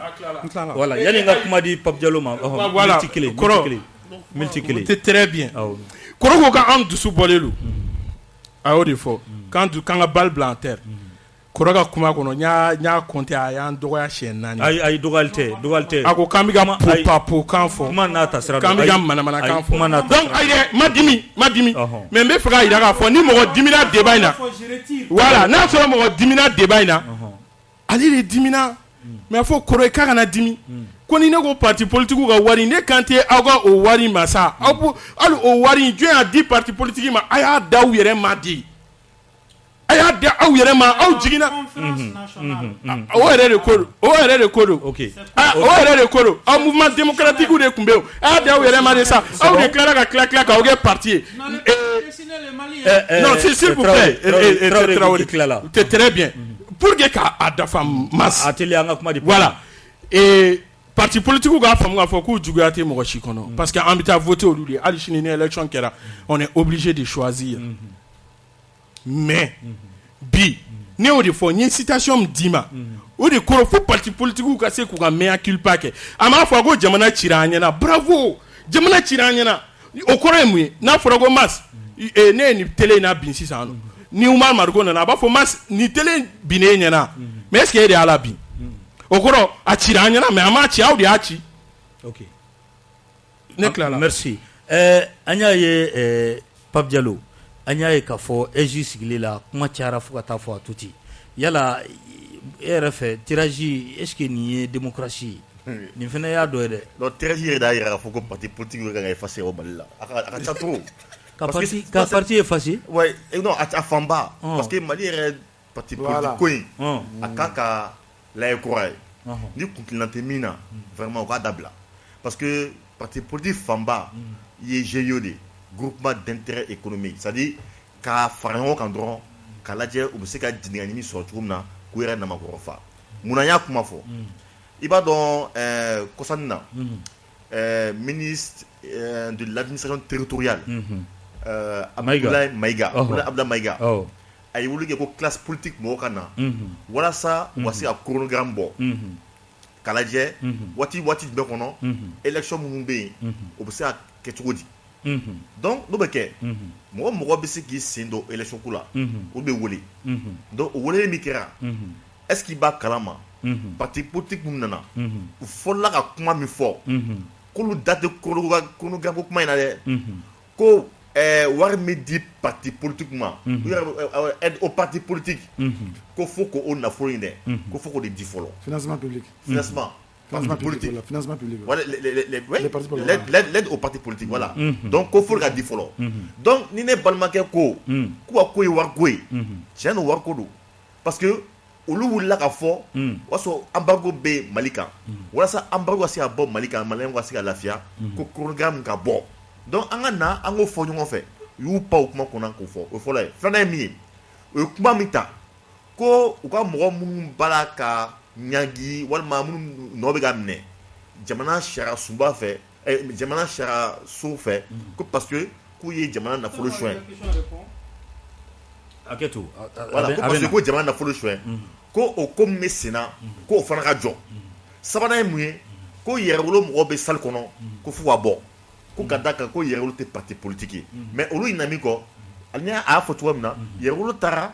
ministère de l'administration territoriale là kata sebe yini ka sebe soro ka yara foko un mouvement politique donc les mouvements politiques il s'agit d'ado jamana politique kuma donc oui kan yoro fo effectivement les tirage non ne bla kuma fo do kuma o wako o tien tirage na ban ou ngiradi ko bon ko parce qu'il y a une tirage à fora d'abord ko faut tchagada le soro parce que faut ni élection meke a tchagada mwacha iba peut-être que seni bala ou conclusion bala addition bala en toi mwacha ko do ko anga tchagada kleni mimi sika élection ko nyana bo donc au élection ko nyana bo c'est fait où il indépendance mi fraga ko tchagada aka a ko nke a yere ka so ama tingu foila donc gela na au rond là mais au gela ma balike ka ta fogo o tchagada bi ngasi abi sigi chudi o sigi chudi na mi kunana chef folo gouvernement fait ni au premier ministre mais ou bien abe Shuel Bolo a wati kunna va yara foko bo wolovla ka di nous mo va dire o mana o tchagada sigi noy bon o kuma in taara CNT kɔnɔna na a yɛrɛ ka fɔ CNT mɔgɔ fɛ ko 7 in tɛ tuguni ko mais k'a ka taa 15 la o 15 de cɛcira ko 4 ka di parti politique mɔgɔ ma o 4 min taara sisan ko u ka ɲɔgɔn ye u ka bɛn a la u ka se ka 4 di mais ala ni u ka ca u taabolo ka ca u ka fɛɛrɛw tɛ kelen u ma se ka bɛn a la donc ma se ka bɛn a la min kɛ est-ce que démocratie bɛ tirage la démocratie mina démocratie en réalité min b'a yira mina ni démocratie yɔrɔ la donc de fait que u ma se ka bɛn a la a fɔra sisan ko a ka taa ni tirage sobo ye donc ni sobo bɛ ye a la tuma min na o kɔrɔ de ko sobo yɛrɛ ɲɛsira minnu ma parce que tɔ ma sobo kɛ o parti politique sobo yira parti politique bɛ yɔrɔ la donc ni sɛmɛ yɔrɔ dɔ sa sobo yɛrɛ malo don ça veut dire que parti politique yɛrɛ malo don ayi ouais non n y'a ta yɔrɔ la c'est n y'a ta yɔrɔ mais o ye kuma fɔli ka a diya tɔgɔ dɔ la ka nɔgɔya de n'o tɛ o kɔrɔ ye mun ye parti politique min yɛrɛ nafa yɛrɛ de tɛ u la ayi ko nafa de t'u la nin waati kɔnɔna ka d'a kan u ka ca kojugu ayi nafa bɛ parti la dɛ mais ko nafa t'u la de ka d'a kan waati min kɛ u ka ca kojugu min kan ka kɛ fɔlɔ parti politique bɛɛ ka da fara ɲɔgɔn kan o ye kulu 2 ye o ye kulu 4 n'u bɛnna o kan kuma min na jamana ko kuma bɛ se ka sara u la kuma na ok bon ma se voilà an b'a ye cogoya min na est-ce que ne b'u ɲininka o condition min bɛ yan ne de bɛ ɲininkali kɛ ok i ka kuma fɔ sisan tirage ne hakili ye kuma di yan de awɔ tirage sira fɛ e b'o ye cogo di bon tirage ne bɛ o ye cogoya min na n'u ko n bɛ kuma daminɛ n'u ko parti politique tɛ ka bɛn o tɛ tiɲɛ o tɛ tiɲɛ mais mun y'a se tirage ma ma kɔnɔ ne b'u ɲininka an minnu bɛ plateau kan fɔlɔ k'a fɔ yala k'u b'a fɔ ko parti politique bɛ taa de a ka ca de ou bien parti politique ka bɛn ou bien ex parti nafa t'i la a bɛ taa constitution min bɛ sisan est ce que a constitution tɛ yen tuguni a suspendé don wa baara bɛ ka kɛ ni constitution sɛbɛn a tɛ ka kɛ n'a ye a bɛ ka kɛ n'a ye a tɛ ka kɛ n'a ye an ko constitution de parti politique la daga an n'o ma boli ka bɔ yen fɔlɔ parti politique bɛ se ka bila kɛrɛfɛ cogo di kelen ale yɛrɛ ko fɛ yɛrɛwolo tɛ yan yɛrɛwolo sur la part ale ko k'ulu ye lasali ko parti politique ko non ko jɛkulutɔn don ka bɔ a donna ta bɔra ta mais sinon an y'a mɛn aw ni Sirifu bɛ tɛ fɛn kelen la o de don kɛ parole générale voilà Siri yɛrɛ y'a fɔ plateau kan don dɔ la a ko yɛrɛwolo ye parti politique tɔn de mouvement tɔgɔ la o tora ka sɛbɛn wele récépissé b'i bolo donc parce que n'i ma o de ye constitution kɔnɔna na parce que n'o t'i bolo i tɛ se k'i da don jamana fɛn ko la o de y'a to a tɔrɔ politique tɔn don voilà politique tɔn don politique tɔn de don bon kelen ayi mais ne bɛ fɛ ka min dɔn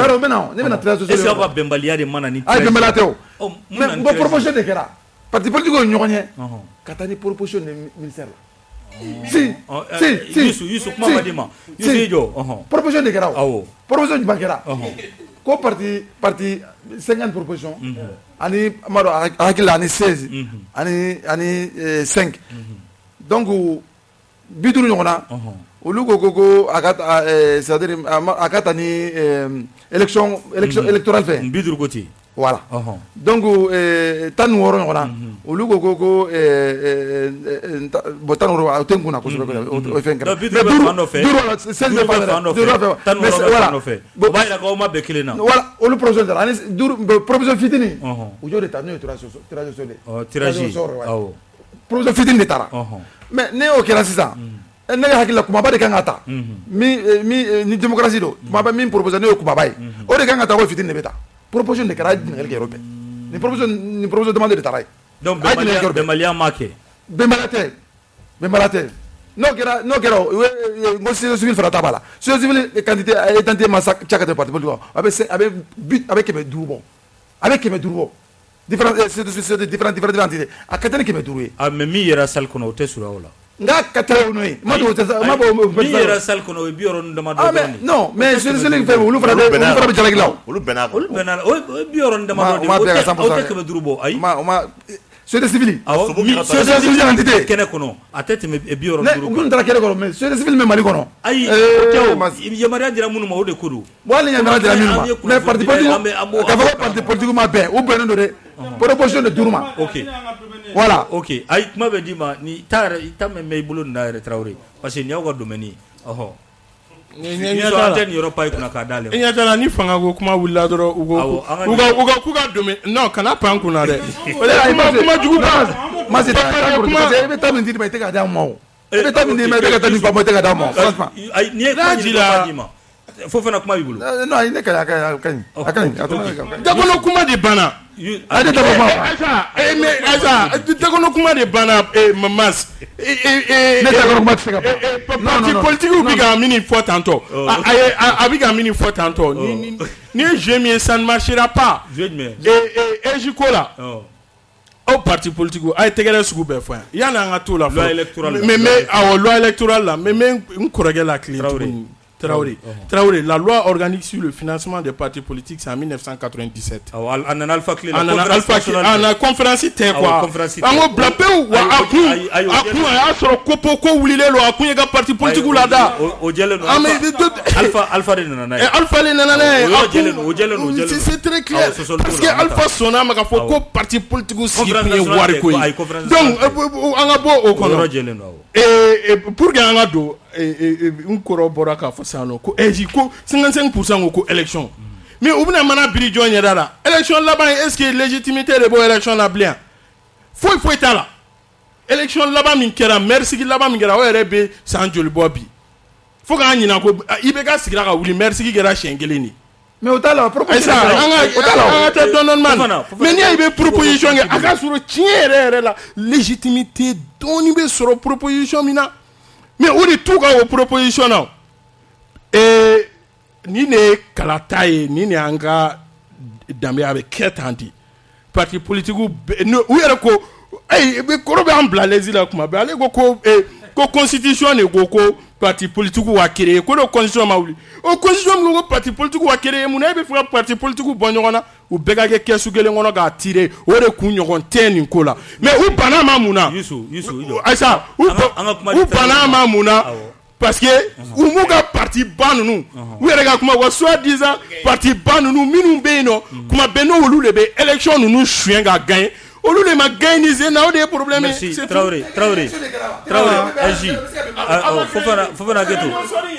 Fofana ego kuma timbolo Yusu voilà Traoré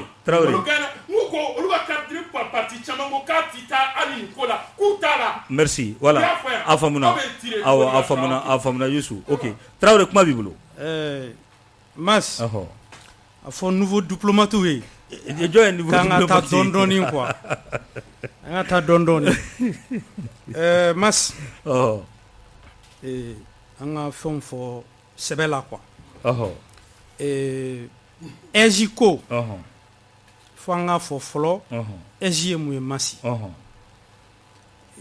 anana chogodi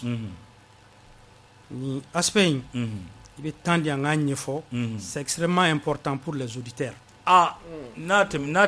D'accord, je vais vite. Voilà. Mas Eji est commission indépendante de gestion des élections ou bien autorité. Mais nous Eji nous devons ni collège de mimena Eji ski. Anto yoro fene fala. Moi je parle de la loi telle que la loi dit. La mise en place de lèges. Ma audio. Tirage au sort marqué au de la loi. Amoko tan droit. On le bna Eji ski c'est ça. Justement. Ya femme. Maintenant Masi. Sariamina a adoptera nos nouvelles lois électorales. Na Eji consacré. A ko Eji maye ma tan ani duruye. Le collège était Eji. Collège. Collège be Eji ski. Je viens. Ma tan ni duru. Ma tan duru la. Ko fanga tigila mɔgɔw ta ye 8 ko parti politique ta ye 4 ko société civile ta ye 3 gɛlɛya fɔlɔ anw m'a ye fansi jamana marabagaw aw min ni gɛlɛya donna kalafili la aw de arbitre ye aw yɛrɛ bɛ kɛ kalafili kɔnɔla minɛn kɔnɔna la o ye gɛlɛya fɔlɔ ye Eji bilala seni min nɔ la maa 15 kelen de tun don an baara kɛ n'a ye san 15 san 30 kɔ c'est vrai gɛlɛyaw tun b'a la mais kuma si la gouvernement mɔgɔw ma don a kɔnɔ c'était toujours mais aw ye loi in applaudi jo sa masa a to n ka fɛn ɲɛfɔ c'est important c'est important n ka nin yɔrɔ ɲɛfɔ ni ye nin yɔrɔ la gosi dɔrɔn non a bɛ ne su de quoi non ma la gosi ma la gosi mais aw ye Eji non aw ye loi supporté ma la gosi ni ko fɛnɛ k'an y'a soutenir an y'a soutenir cogo min na n b'o fɛnɛ f'i ye aw ko k'a ka ɲi ko loi in ka ɲi non Mas kana perturber anko ka kain jamana loi de do ni président ya promulgué gaban ni est démocratie ibi soama hal ni sako bete akono est-ce qu'il y a femme ibi soama hal ni sako bete akono mais anya soutenir muna parce que premier ministre ni tombé mais précision do fene di kadri ka communiquer kera ka soral ama promulgué non kadri communiquer kera président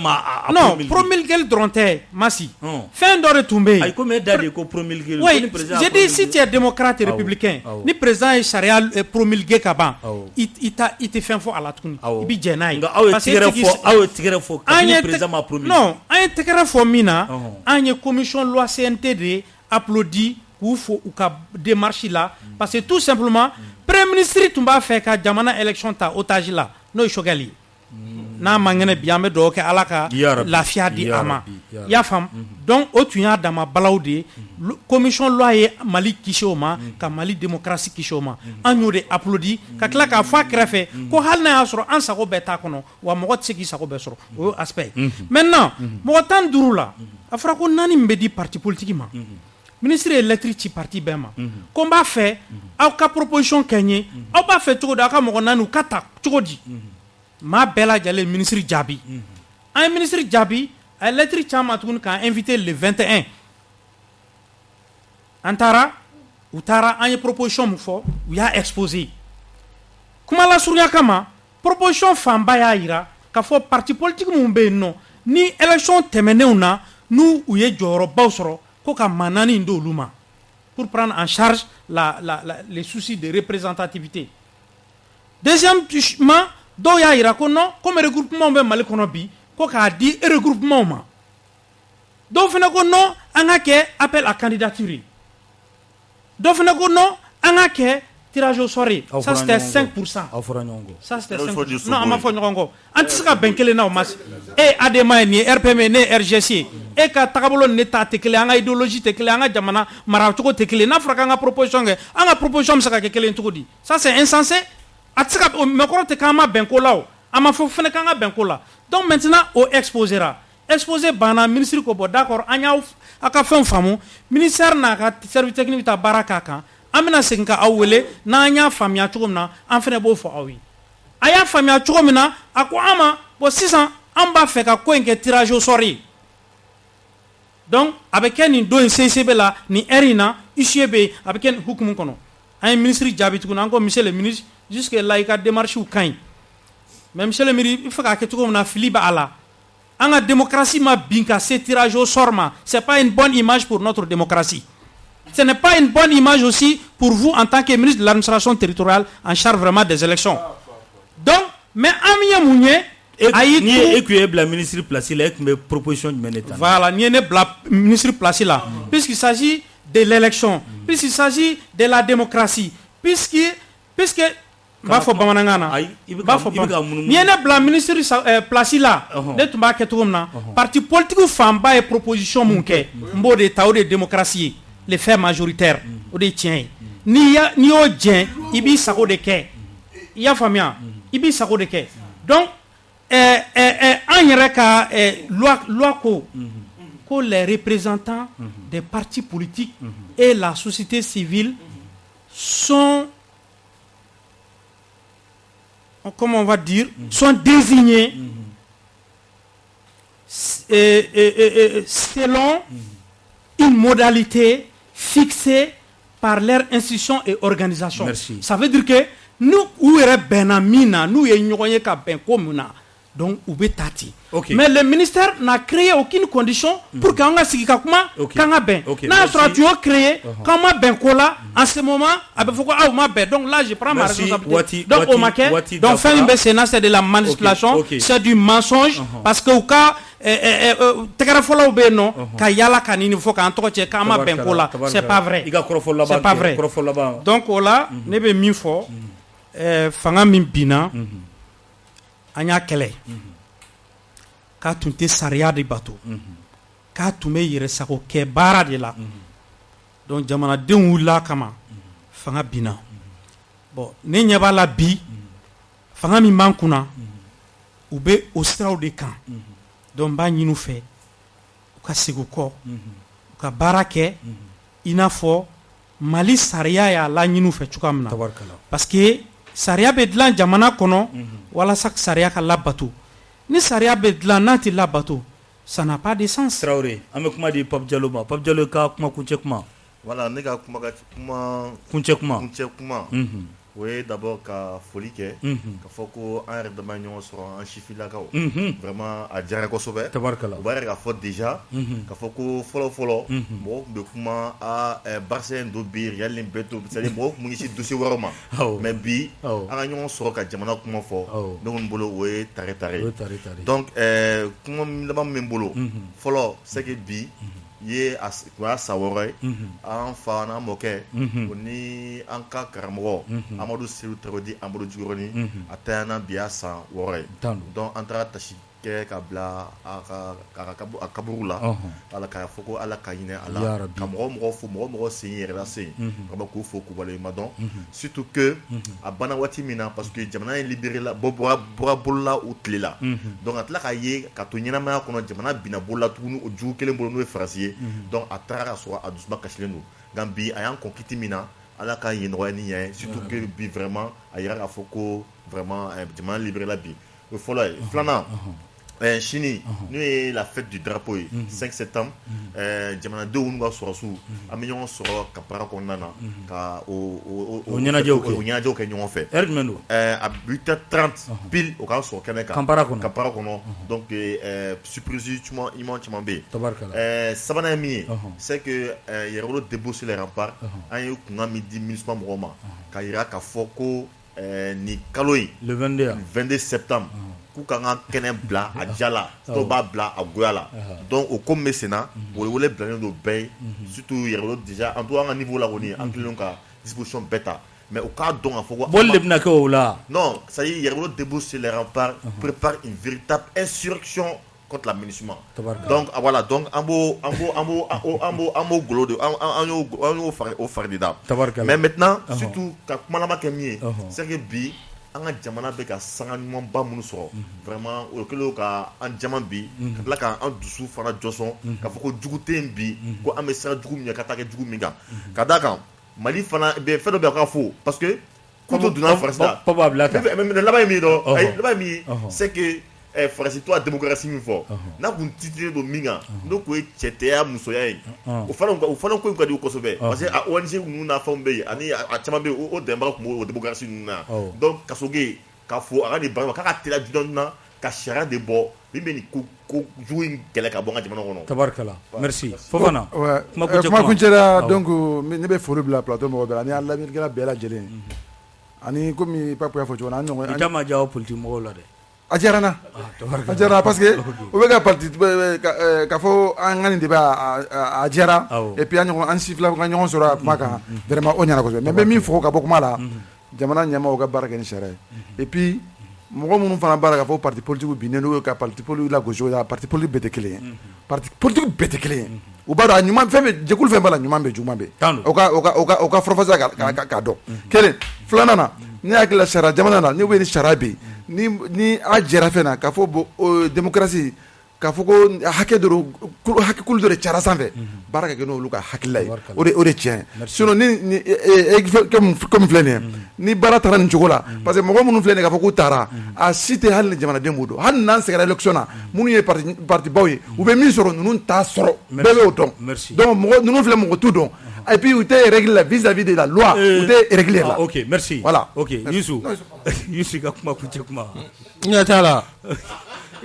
Parti u yɛrɛ ko k'u dɔw bɛ yen sinon comme kɔrɔ ko temps tun bɛ d'an ma ne tun bɛ temps d'a ma tuguni a ka nin ɲɛfɔ ne tun bɛ parce que n'i bɛ se an ka temps ɲɛ t'a la parce que i mana fɔ togo kɔrɔ Youssou kuma kuncɛ awɔ i mana fɔ togo i bɛ parti dɔ de kan quoi o kɔrɔ n'i ko dɔ tɛ règle la o b'an conforter o b'a jira k'a fɔ ko ja aw bɛɛ man ɲi o n'a aw man ɲi o kɔrɔ ko aw ka kuma yɛrɛ man kan tɛ ka ta mɔgɔ minnu tɛ règle la est-ce que olu ma 5% an bɛ lamɛnbaga fo a ka bɛn diɲɛ waati wɛrɛ merci.